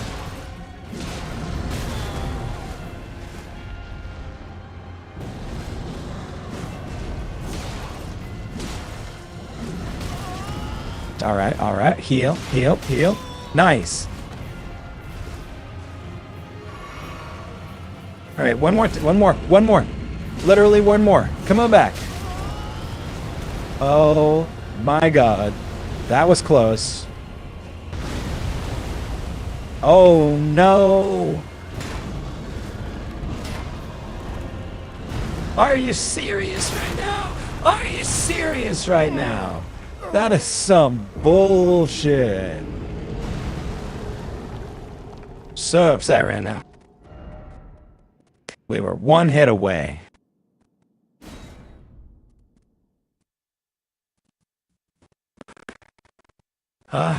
Alright. That's fine. I'm not going to be using heavy attacks. I'm going to be using light attacks. Where's my souls? Give those back.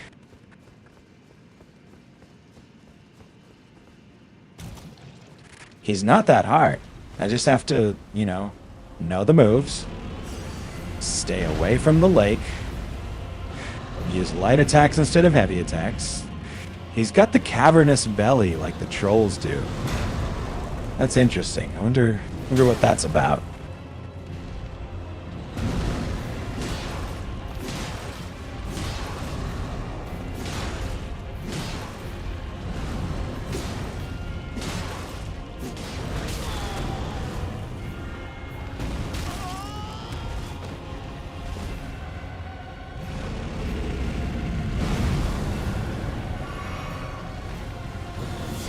Nice. This is going pretty well.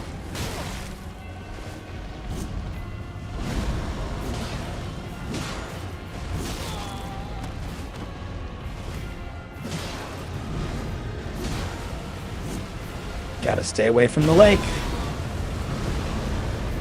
He's terrifying. Like, as far as enemy design goes, he is very well designed.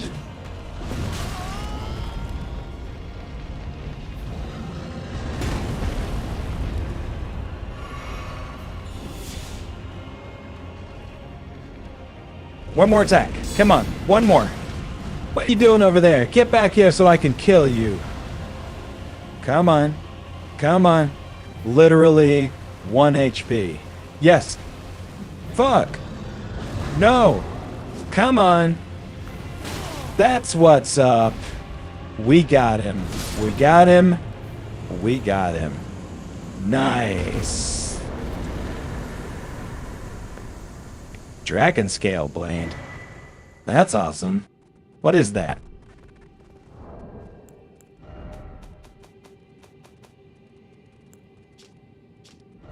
The Dragon Scale Blade is a katana.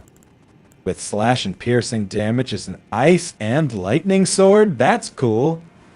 A weapon made by sharpening a gravel stone scale, thought to be the source of ancient dragon immortality, into an unclouded blade. Alas, the dragonkin soldiers never attained immortality and perished as decrepit, pale imitations of their skyborn kin. Unique skill, Ice Lightning Sword.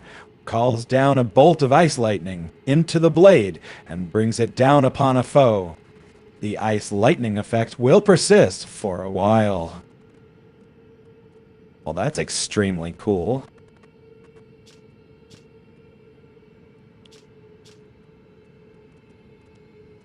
I might actually use that. No, I'll keep using this probably. So there's definitely something over there. Is there anything over here? There's something over there. What's that on the map? I don't see anything over there. So what's going on?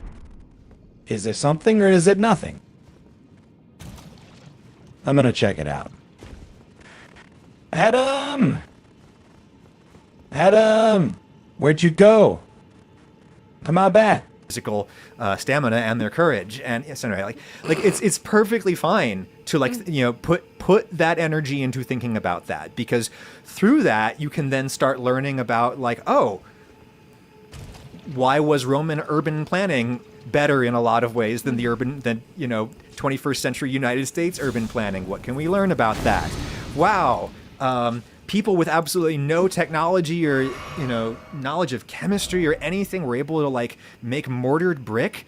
Wow, I've always been interested in masonry. I always wished I'd gone to trade school so I could lay brick. I always watched those TikToks of those beefy manly men in work clothes, laying brick, and it looks so fucking satisfying. Well, dude, make some Roman concrete in your backyard and build a pizza oven. That is my next project. That's literally what I'm going to do. I'm so excited. Good. And that's fine. That's and when putting you feel the Roman Empire to good use. You want to hurt something, smash some bricks. Go smash the weights, okay? You feel like you want to dominate something, dominate that fucking casserole, man. You show that casserole who's boss. You put in whatever the fuck you want in there, man. You season the shit out of it. You season the shit out of it. And then you take it to somebody who you think genuinely needs their day brightened by a casserole. Yeah. Honestly... Or eat the shit out of it and make yourself feel better. What has made me feel like a powerful fucking man. That sucked. That was rough. That was rough. Let's try that again. Lately. Okay. And it's just, I love it, right? It's and it's extremely generous tipping. Oh, yeah. Right. Which I've gotten in the habit of doing ever since COVID. COVID, but also that coincided with us having a lot more money, thanks to the listeners and the viewers. I just baseline tip at least 50% every time, every single place we go. And I got to do this thing where it was one of those mall cookie stores in the mall, and there was this guy who was this kid working at the counter of this mall cookie store, and there was a special needs adult ahead of me in the line who was taking a long time and kind of yapping the ear off of the young man behind the counter. And the young man behind the counter was so game and so sweet and was doing it. And you could tell that he was trying to kind of move it along because I was next in line, and he handled it masterfully, this kid. And I was not, impatient at all. And I got up there, I just paid for my cookies, and then I just put on $100 tip, and walked away. And that felt, in addition to just as morally good as it was, substantively was, right? God, I felt so fucking baller. Yeah. I felt like I was an action figure walking away from a thing that's exploding behind me, because I just fucking, did the 100, hit submit, and walked away with that behind me. And it was, it was so fucking great, man.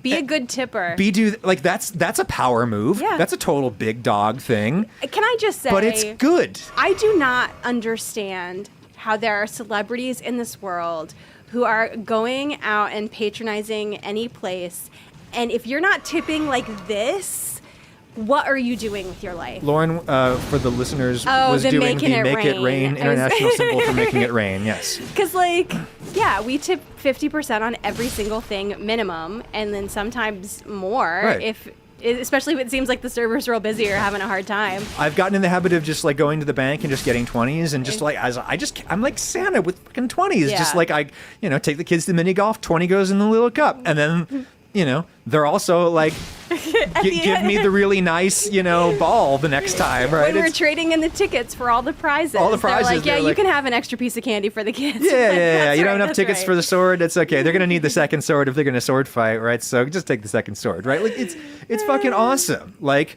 so if you want to dominate some shit, like Throw some go money to school, around. go to school, learn to do something really useful, make a shit ton of money, and then give it away. It's a long game, but It's yeah. a long game, but let me tell you, it's a good one. It feels real good on a lot of levels. One of them, the uniquely male impulse to, well, let's call it a fatherly instinct. What? A paternal instinct to caring, to care for others. Oh, I see. It's an instinct to care for others Got in it. its best side, and its worst side, it's paternalism, right? Got it. I see where you're going yeah. with that. Okay. Well, thanks for talking about this with me, honey. Sure. Thanks for Thanks for answering the question the first time. Sure, yeah. That I pointed my phone at you. Right. Was that on TikTok? Is that an actual thing on TikTok? It is on TikTok. That's on your TikTok? Lauren writes sometimes. That's my TikTok. Oh, sure. Hey, plug your book.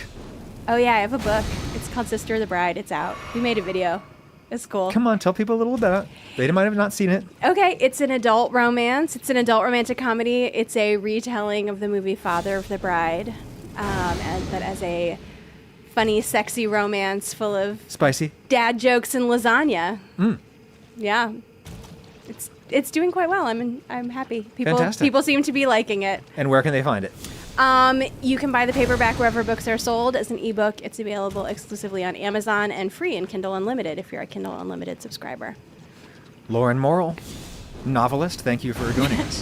Thank you for having me. And you make good choices, and I'll talk to you next time.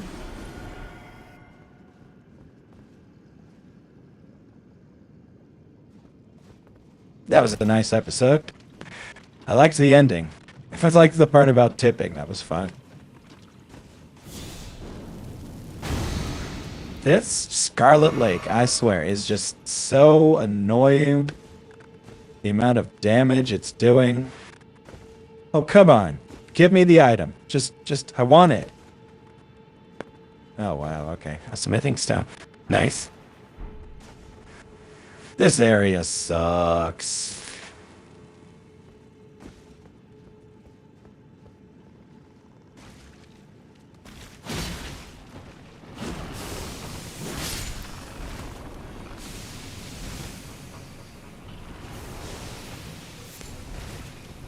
They really did engineer a difficult challenge, though, because when you're restricted to certain little spots on the map, you really can't dodge those clouds of death blight. Oh, fuck. It happened again. I am death blighted. The Prince of Death Blight has taken me. All right, let's watch another one. There's another one coming. It's It's another podcast. There we go. the Adam Ragusia podcast, do episode it. 7. Oh, no, I don't know which one it is. Hold on. Yeah, 77, episode 77. And I would like to offer some thoughts on comfy content. That's a lot of episodes. That is to say, videos and pods and other internet media that people, usually Gen Zers, might describe as being comfy. My content is often described as being comfy, though not always. And when I make content that is not comfy, I can rely on at least a little backlash, which is frustrating for me, but it's also very understandable. In fact, I think that I understand that reaction much more for having written the monologue on comfy content that I am presently delivering. The act of writing is often the act of figuring out what you think. And that is reason number 10,000,005 why writing is a gift straight from Prometheus. Anyway, comfy is short for comfortable, obviously, but that fact alone doesn't tell you very much about how the kids these days are using the word comfy. Comfy content is not videos about fuzzy blankets or generously upholstered furniture, though content about such things could, incidentally, be comfy. In fact, I guarantee you that someone is making comfy content where they just reupholster furniture, and it's relaxing and satisfying AF. I should look that up later. There is no Urban Dictionary definition yet for comfy in the way that the Zoomers have been using it. And in the absence of any guidance from such an eminent authority as Urban Dictionary, I will now offer my own definition. Comfy content is entertaining or otherwise interesting media that does not arouse your passions. That may be a controversial definition, but I hope it will be less so once I've explained my reasoning. A less controversial definition might be media that does not provoke negative emotions. But there are a few problems with that. It rests on the assumption that emotions can be positive or negative, for which a strong argument could be made, but I would not accept it as an axiom, because there's just too many examples of feelings that feel both good and bad to me. For example, when I listen to somebody argue in favor of controversial political positions that I happen to share, that makes me feel good. It provokes positive emotions in me, in as much as I believe positive emotions even exist. Like, probably the most extreme, lefty position I hold is my support of socialized basic health care, or at least socialized basic health insurance for anyone who wants it. Oh, come on. You could get a little bit more to the left of that. Come on. You don't want, mandated unions? You don't want, what else? Public housing? How about a wealth tax? I mean, free healthcare is a bit more to the left than a couple of those, but not one of them. I'll leave it to you to guess which is which. This Scarlet We're on Lake sucks.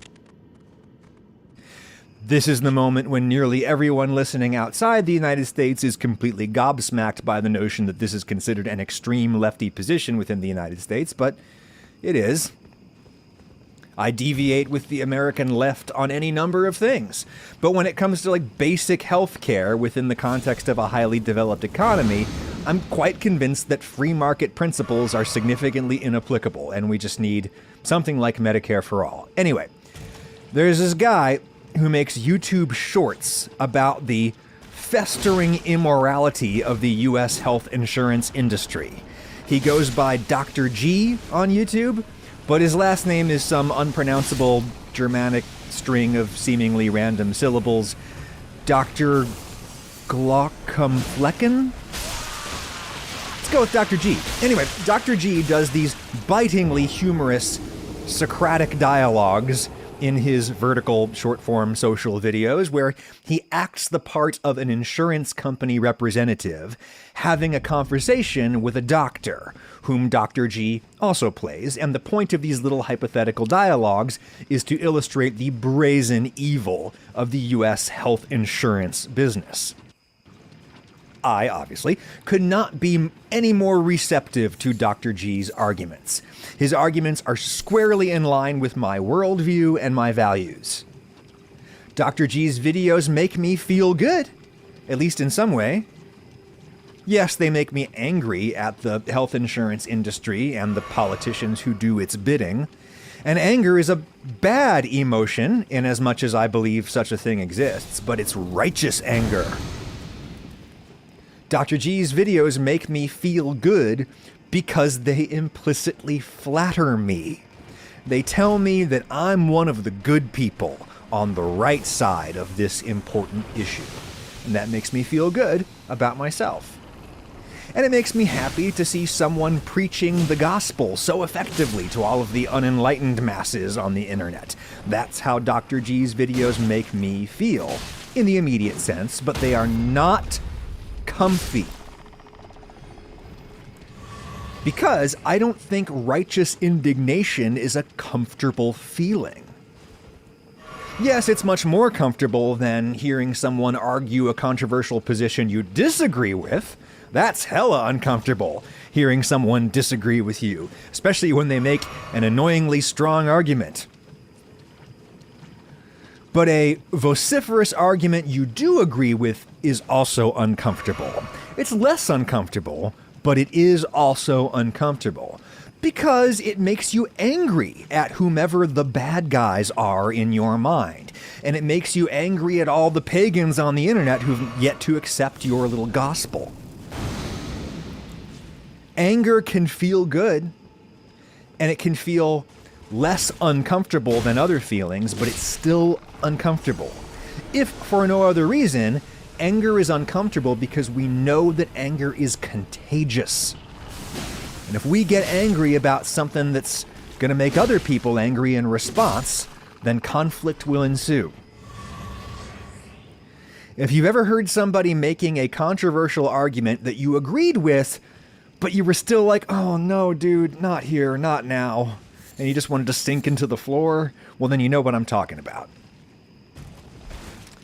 Politically charged content is never comfy, even when you agree with it. Or a piece of politically charged content may be comfy, but it is comfy in spite of its charged status, not because of it. Of course, lots of stuff that I might regard as politically neutral is quite charged to someone else.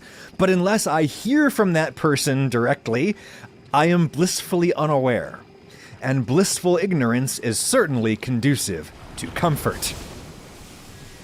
Comfy content, I am presently arguing, is content that does not arouse your passions. Passion is a word that in recent years has come to be almost exclusively associated with feelings of love and lust. I am using it in its older, broader sense to describe powerful emotions of any kind. But my argument certainly applies to powerful feelings of love and lust, among others. Does anyone ever describe a piece of pornography as being comfy? I highly doubt it. I mean, broadly speaking, I am pro-porn, or at least I am anti-shaming people about their production or consumption of what I would regard to be ethically sourced porn. And I could imagine that some pornography could be closer to comfy than other pornography. Pornography made for women, by women, for example, tends to be comfier than pornography made for and by men, which tends to be more implicitly or explicitly violent and exploitative, whereas porn made by women tends to be more intimate and equitable. That's closer to comfy, but I don't think it is comfy. Eroticism, or at least the kind of explicit eroticism that porn exists to deliver, is simply too strong of a feeling to be comfortable. Comfort is, definitionally, an unaroused state. And there I am using aroused both in the older, broader sense and in the newer, narrow sense. Comfort is a resting state. Desire is not restful. Desire exists to motivate you to get up, go out, get whatever it is that you want. You might not heed the call. You might want something very badly, and yet you still can't get out of bed to go and get it. That happens all the time, to the best of us. Sometimes we shouldn't go out and try to get the thing that we want, because the thing we want would be harmful to ourselves or others. So we stay in bed. But we are not restful. Or if we are restful, it is in spite of our desires, not because of them. Even when the object of our desire is in that bed with us, Our desire motivates us to take action, and action is the opposite of rest. And rest is a necessary condition of comfort. Comfortable conditions are those that are conducive to rest. And rest is the absence of action. Action becomes unnecessary when all of one's needs and wants are satisfied, which is why comfort invariably leads to passivity. And that is perhaps the darkest side of comfort. Passivity in the face of injustice, for example. My healthcare is just fine because I'm a YouTube millionaire. Barely. Therefore, I am passive in the face of a system that horrifically exploits everyone less fortunate than myself, which may include future versions of myself that may be less lucky than my current self. That said, I do not begrudge anyone for comfy content-seeking behavior. I engage in such behavior all the time. I love comfy content. I have some favorites on YouTube that I'm going to tell you about. But another source of comfort in my life is a comfy content-seeking behavior. When you pull something up to watch or listen to it on your phone or whatever, and you pull something up that will not challenge you in any way or provoke strong emotions of any kind, that's comfy content-seeking behavior. I think our thirst for such content is a natural and rational response to the media-saturated lives we all lead now, with everybody, everywhere, screaming to get our attention about all the things at all times. That is not a healthy or sustainable situation. I have contributed to it myself. Earlier in my career, especially, I used to do screamy headlines with certain keywords in all caps. I used to write hot takes. One of the surest ways to get people's attention is to arouse their passions, positively or negatively. Make them mad, make them scared. This is an inevitable feature of a fully a la carte media diet. When we get to pick each tiny little bit of media we consume as we consume it, well, then each piece of content has to scream to get our attention.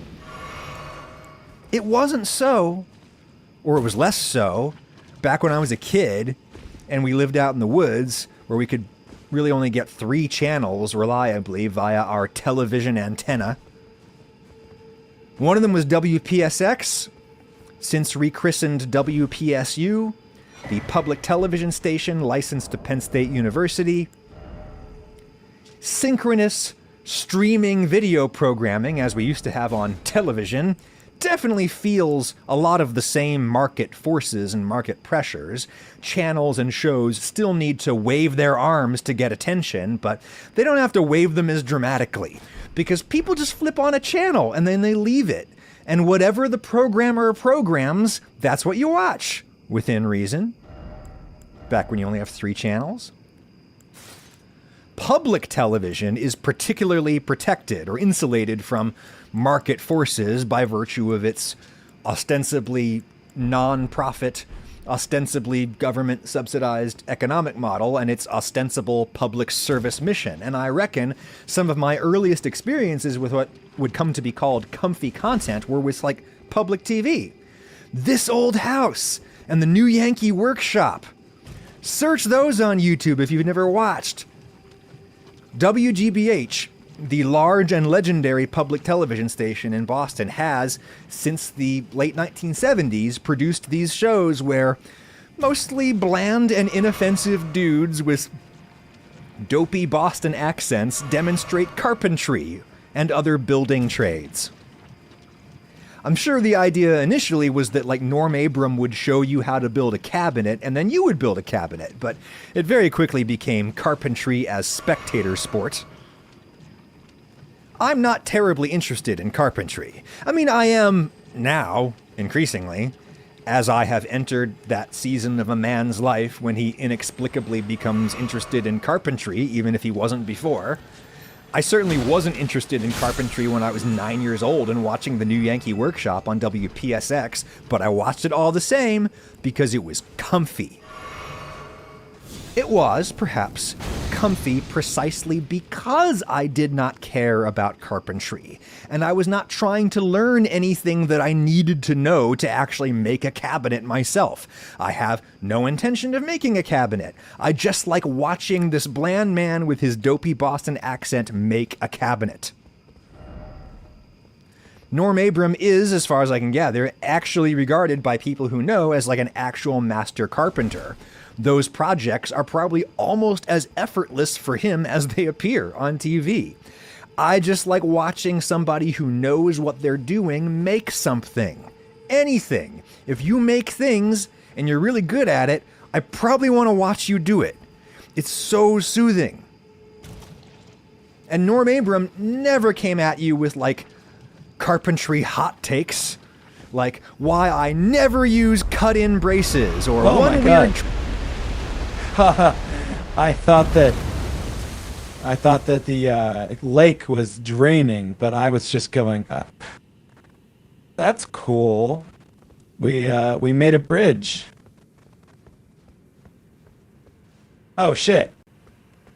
I almost died just now. I really need sight of grace. I'm almost out of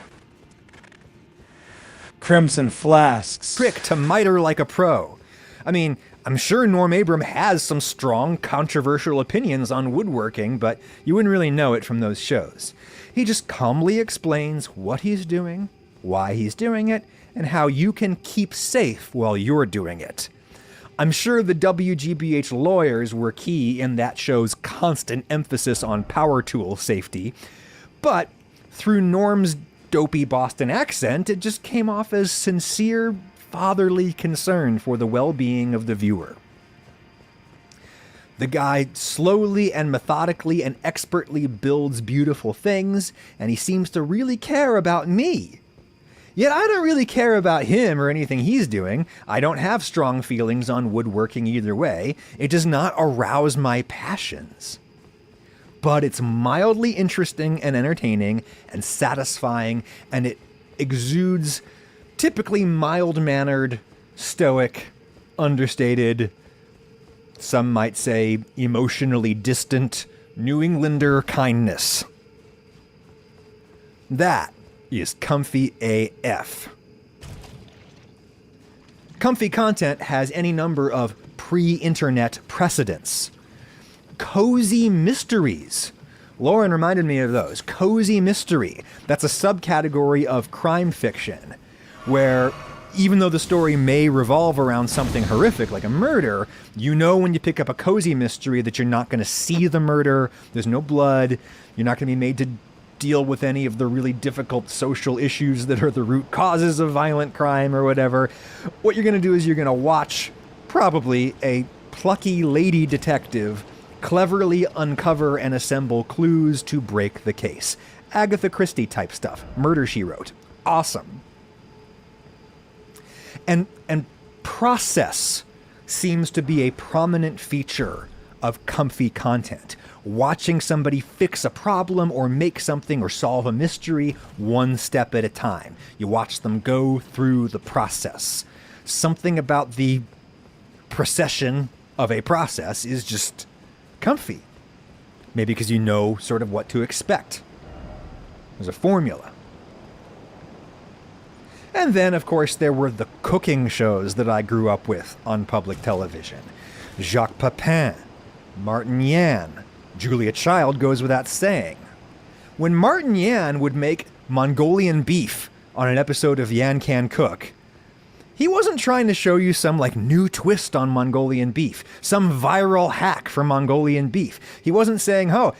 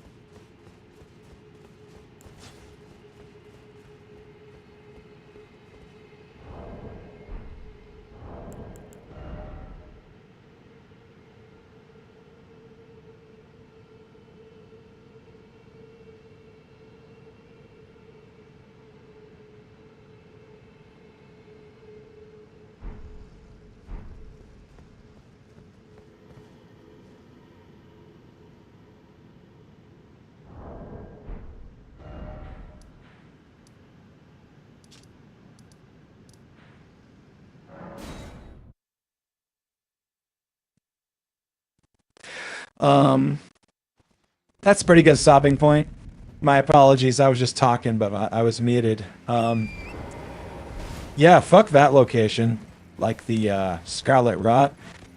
Too much Scarlet Rot. I think it's time to finally do a little bit of programming. Tomorrow, we're going to do nothing but programming, or mostly programming. But first, we're going to take a little break. We're going to do a little bit of farming, and then we're going to take a break, and then we're going to do some programming.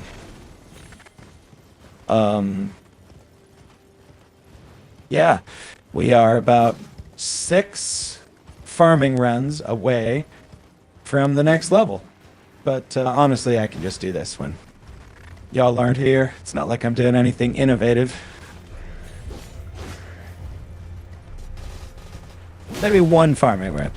1 or 2. We'll see. Everything you ever heard about Mongolian beef is wrong, and only I can set you straight.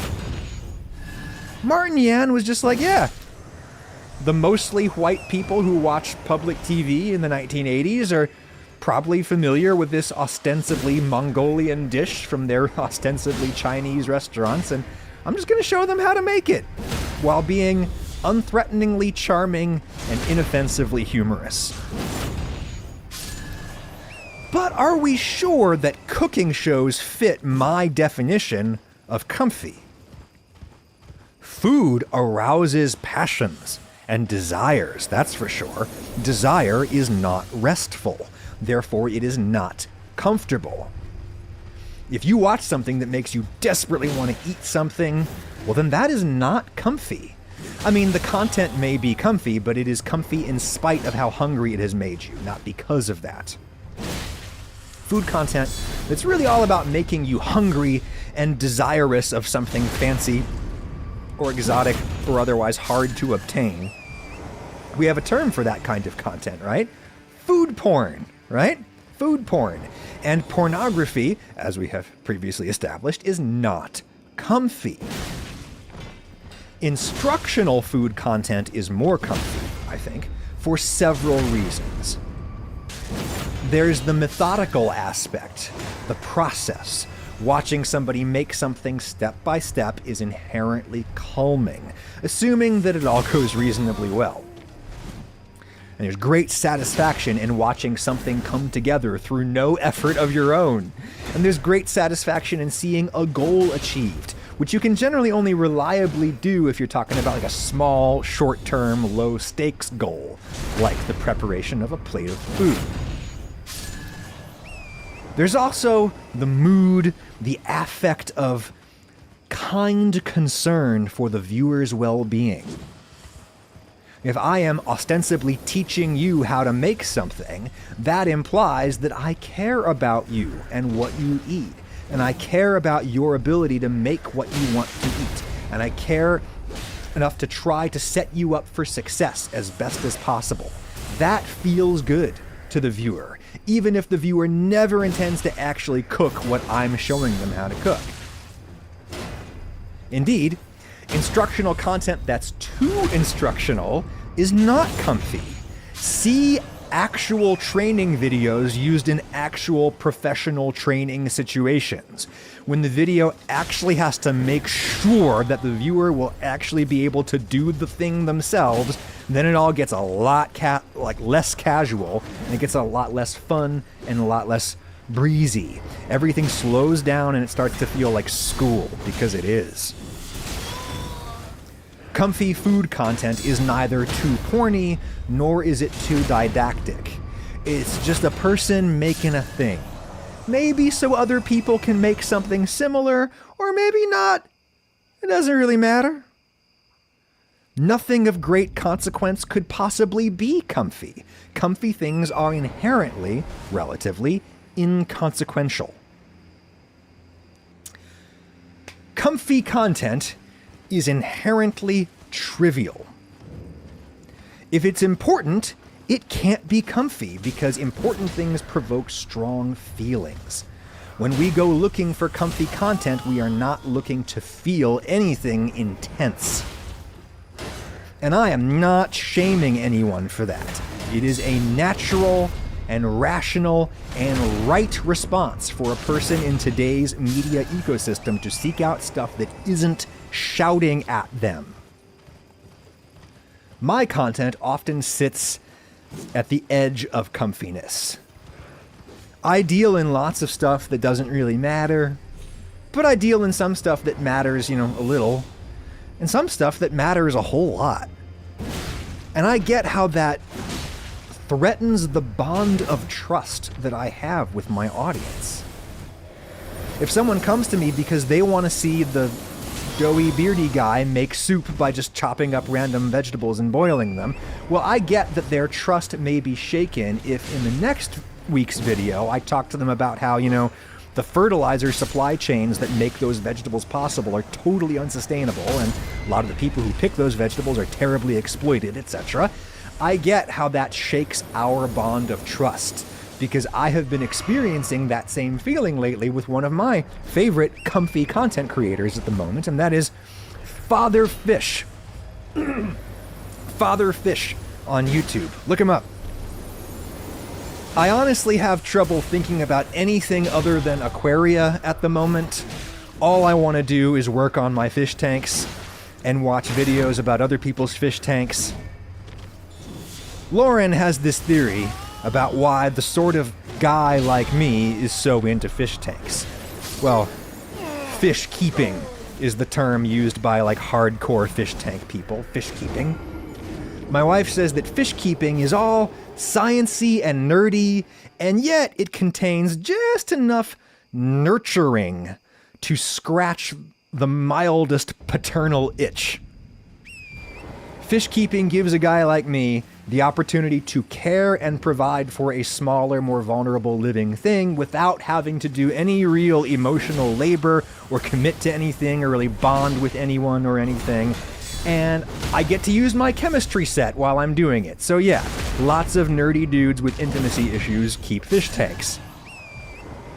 Personally, I think a big reason I like watching fish keeping videos on the internet is that this is one of the few endeavors I can talk about with other men that has absolutely nothing to do with attracting women. Nothing. Fish keeping is generally a thing that our wives tolerate us doing, at the very most. Here, actually, for the people watching on home video, I'm going to turn up the light on my shrimp cube behind me. There you go, there's the shrimp cube. Regardless, there is so much comfy fish keeping content on YouTube. Much of it by non-male creators, it should be said, but my favorite at the moment is Father Fish, a Santa Clausical old man with a big white beard who owns an aquarium shop somewhere, and I gather he's a pastor of some kind, hence Father Fish, and he is perhaps the leading proponent on the internet these days of something called the Wallstad method, named after the American biologist who invented it, Diana Wallstad. What you do is you put a layer of dirt, real living soil, at the bottom of your aquarium. And then you cap off the dirt with a couple inches of gravel, or Father Fish prefers sand. You do this to function as a kind of natural filter. And then you plant the aquarium very densely with every tropical aquatic plant that they have down at the store.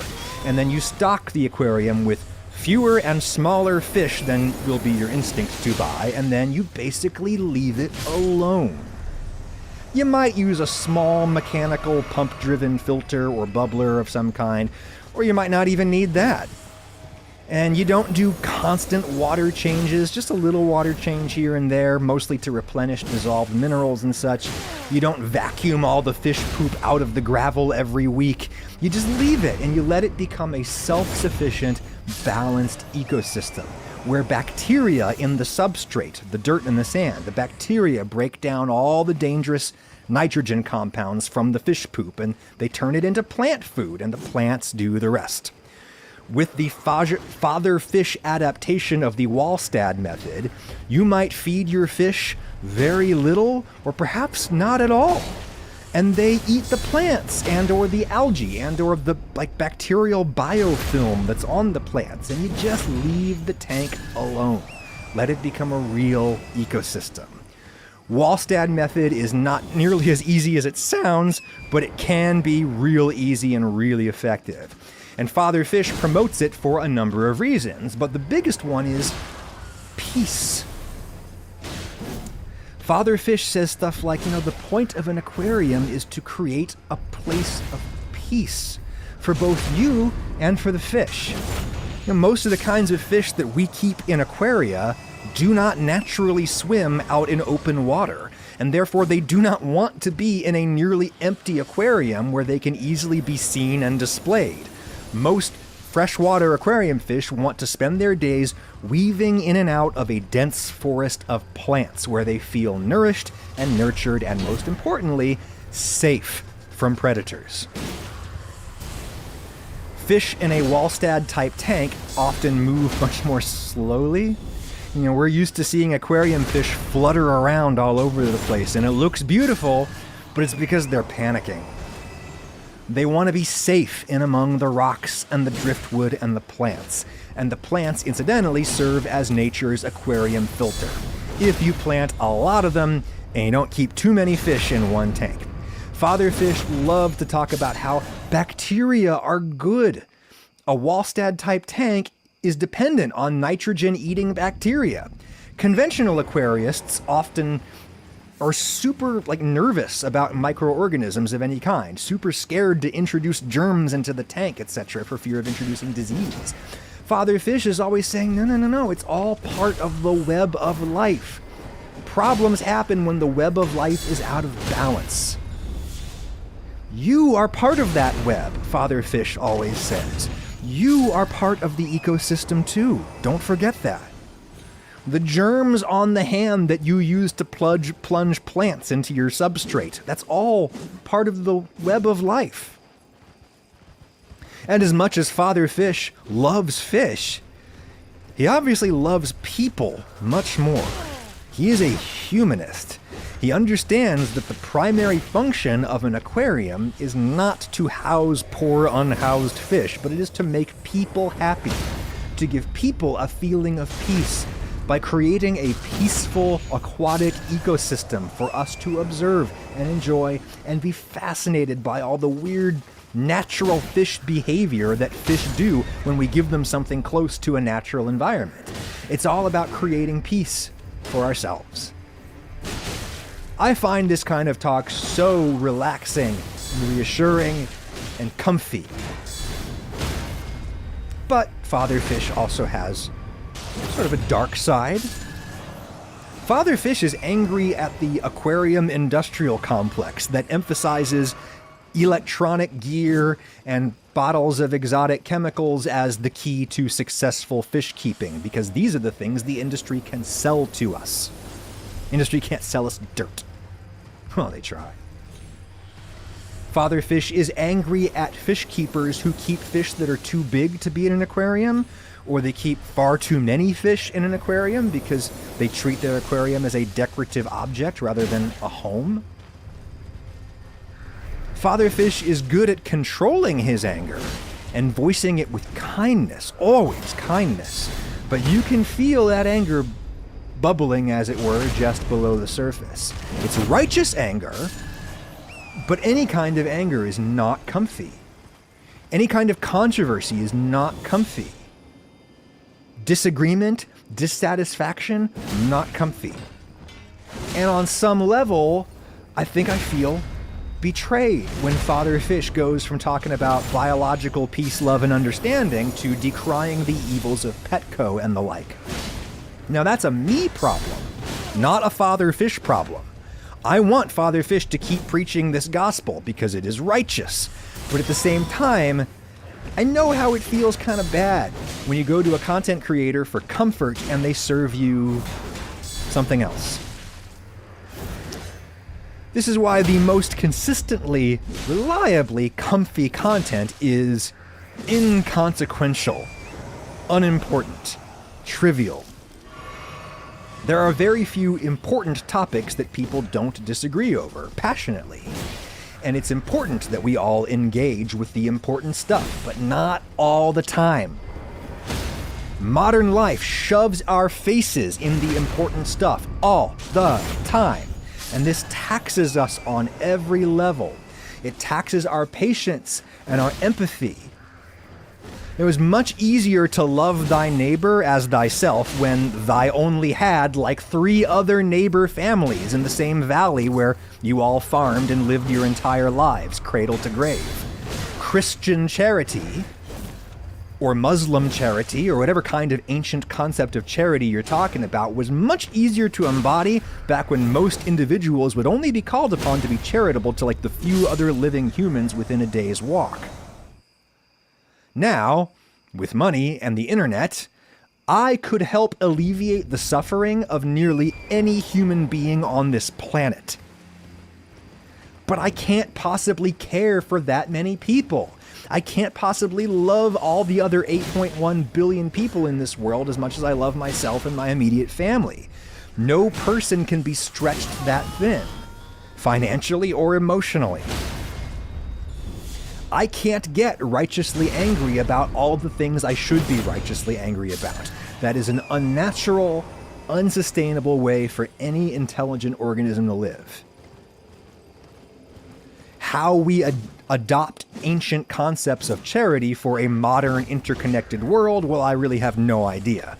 But I do think that comfy content-seeking behavior is a perfectly justifiable adaptive response, and I will not shame you for it. I'll confess that comfy content is on my mind lately because I've been having a really hard time lately. I am saying this only because it is toward the end of a 45-minute episode without any kind of sexy thumbnail or headline attached, and so I think the only people listening right now are people that I'm comfortable saying this to. I have struggled with anxiety and depression my whole life, but weirdly it's gotten worse this year. This year, when I decided to reduce my work schedule and start enjoying the fruits of my labor and my luck and the charmed life that your patronage provides me, dear listener/viewer, it's gotten worse, weirdly. My discomfort with my fame, such as it is, has gotten a lot worse. I feel looked at all the time, like some kind of aquarium fish. And I find that more unnerving and intolerable every day I do it. My panic attacks have gotten more frequent and more dramatic, to the point of passing out, which is really scary and unfair to the people around me who love me and get really freaked out when they see a grown man crumple. I don't know if my problems are getting worse, or if I've just gotten rich enough that I can afford to indulge my problems instead of just working through them like everybody else does. I had what you would call like a mental health crisis this past week. A crisis episode. Still kind of putting myself back together from that, which is why this episode is kind of tossed off. I might have more to say about such stuff in the future, or I might not, I don't know. The reason I mention it is that I want you to know that I am thinking seriously about further reducing my publication schedule, and long term I'm thinking about getting out of the game entirely and trying to live a much more private life. I don't think I could ever go back to working like a real job again, but I could try to save enough money to where I could just volunteer for the rest of my life. Teach media production to at-risk kids or something like that. I'd like to do that. That's a medium-term life plan that I'm seriously considering. I do think I might skip next week's pod or video. I really don't know. Let's talk to Colin. I have sought treatment for my problems to an extent that I never have before, so I really don't know what's going to happen next, because what happens next will depend on other people.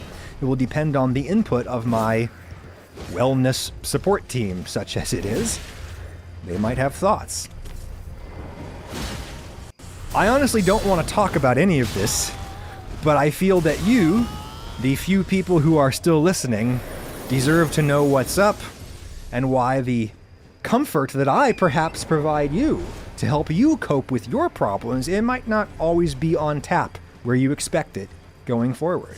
I'm not quitting, but I need to do something dramatic to address my mental health trajectory. I love you in as much as I can love someone that I don't know, which is actually a fair bit, I think. I do actually care about you and your well-being.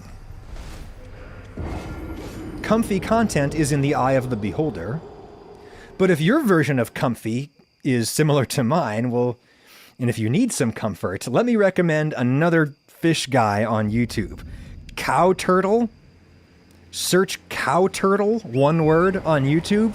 It's this young guy in Kentucky who realized that he had an old rainwater cistern under his garage, so he filled it up with like native freshwater fish. He calls it his eel pit, and it's the coolest damn thing I've ever seen. He knows a ton about like freshwater ecosystems and biology, and there's no damn politics or shouting of any kind. It's just a tall, skinny, baby-faced fish nerd who wriggles through the manhole in his garage and drops down into a totally different aquatic world of life and peace. Even where there is predation, there is peace, because it's all the same web of life to which we all belong. Check out Cow Turtle's Eel Pit on YouTube, or seek comfort wherever else you can find it, and don't let anybody make you feel guilty for it. If you've had a hard day and you just need to watch somebody frost cakes or whatever, you do it. How wonderful it is that the internet has made such content possible. No boardroom full of cigar-chomping media executives would have greenlit a show about the eel pit in northern Kentucky.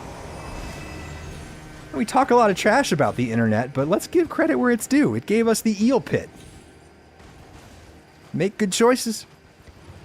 I'll try to as well. I'll talk to you next time, whenever that time may be.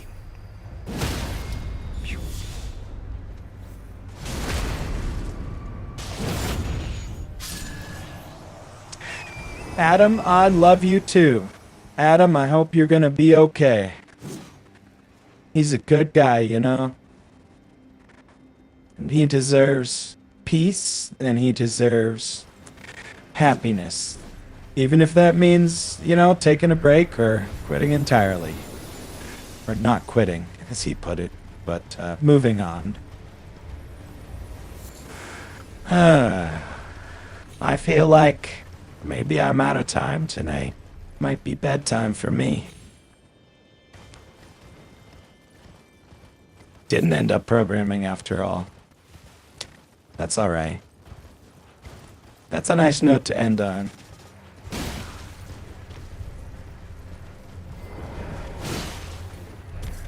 Yeah, I hope he's gonna be okay, you know?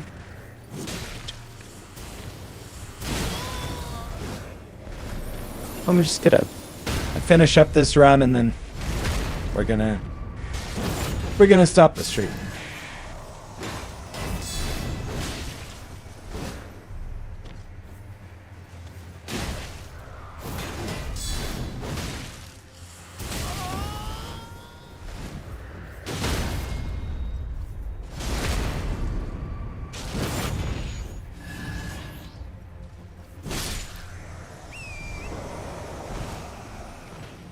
I suppose it's possible that Adam will have sort of a successful experience with well, I don't know what's going to happen, but I wish him the best.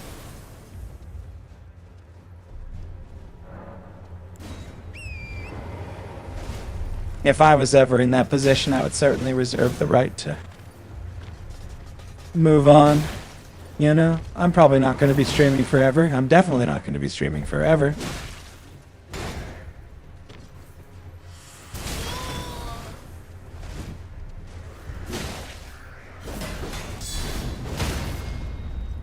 one more Zamor warrior. And then we're gonna call it quits for the night.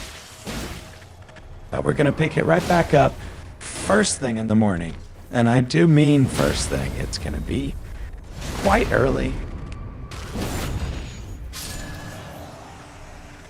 Alright, that's gonna do it. Well, I'm sorry we didn't get to the programming that we said we would.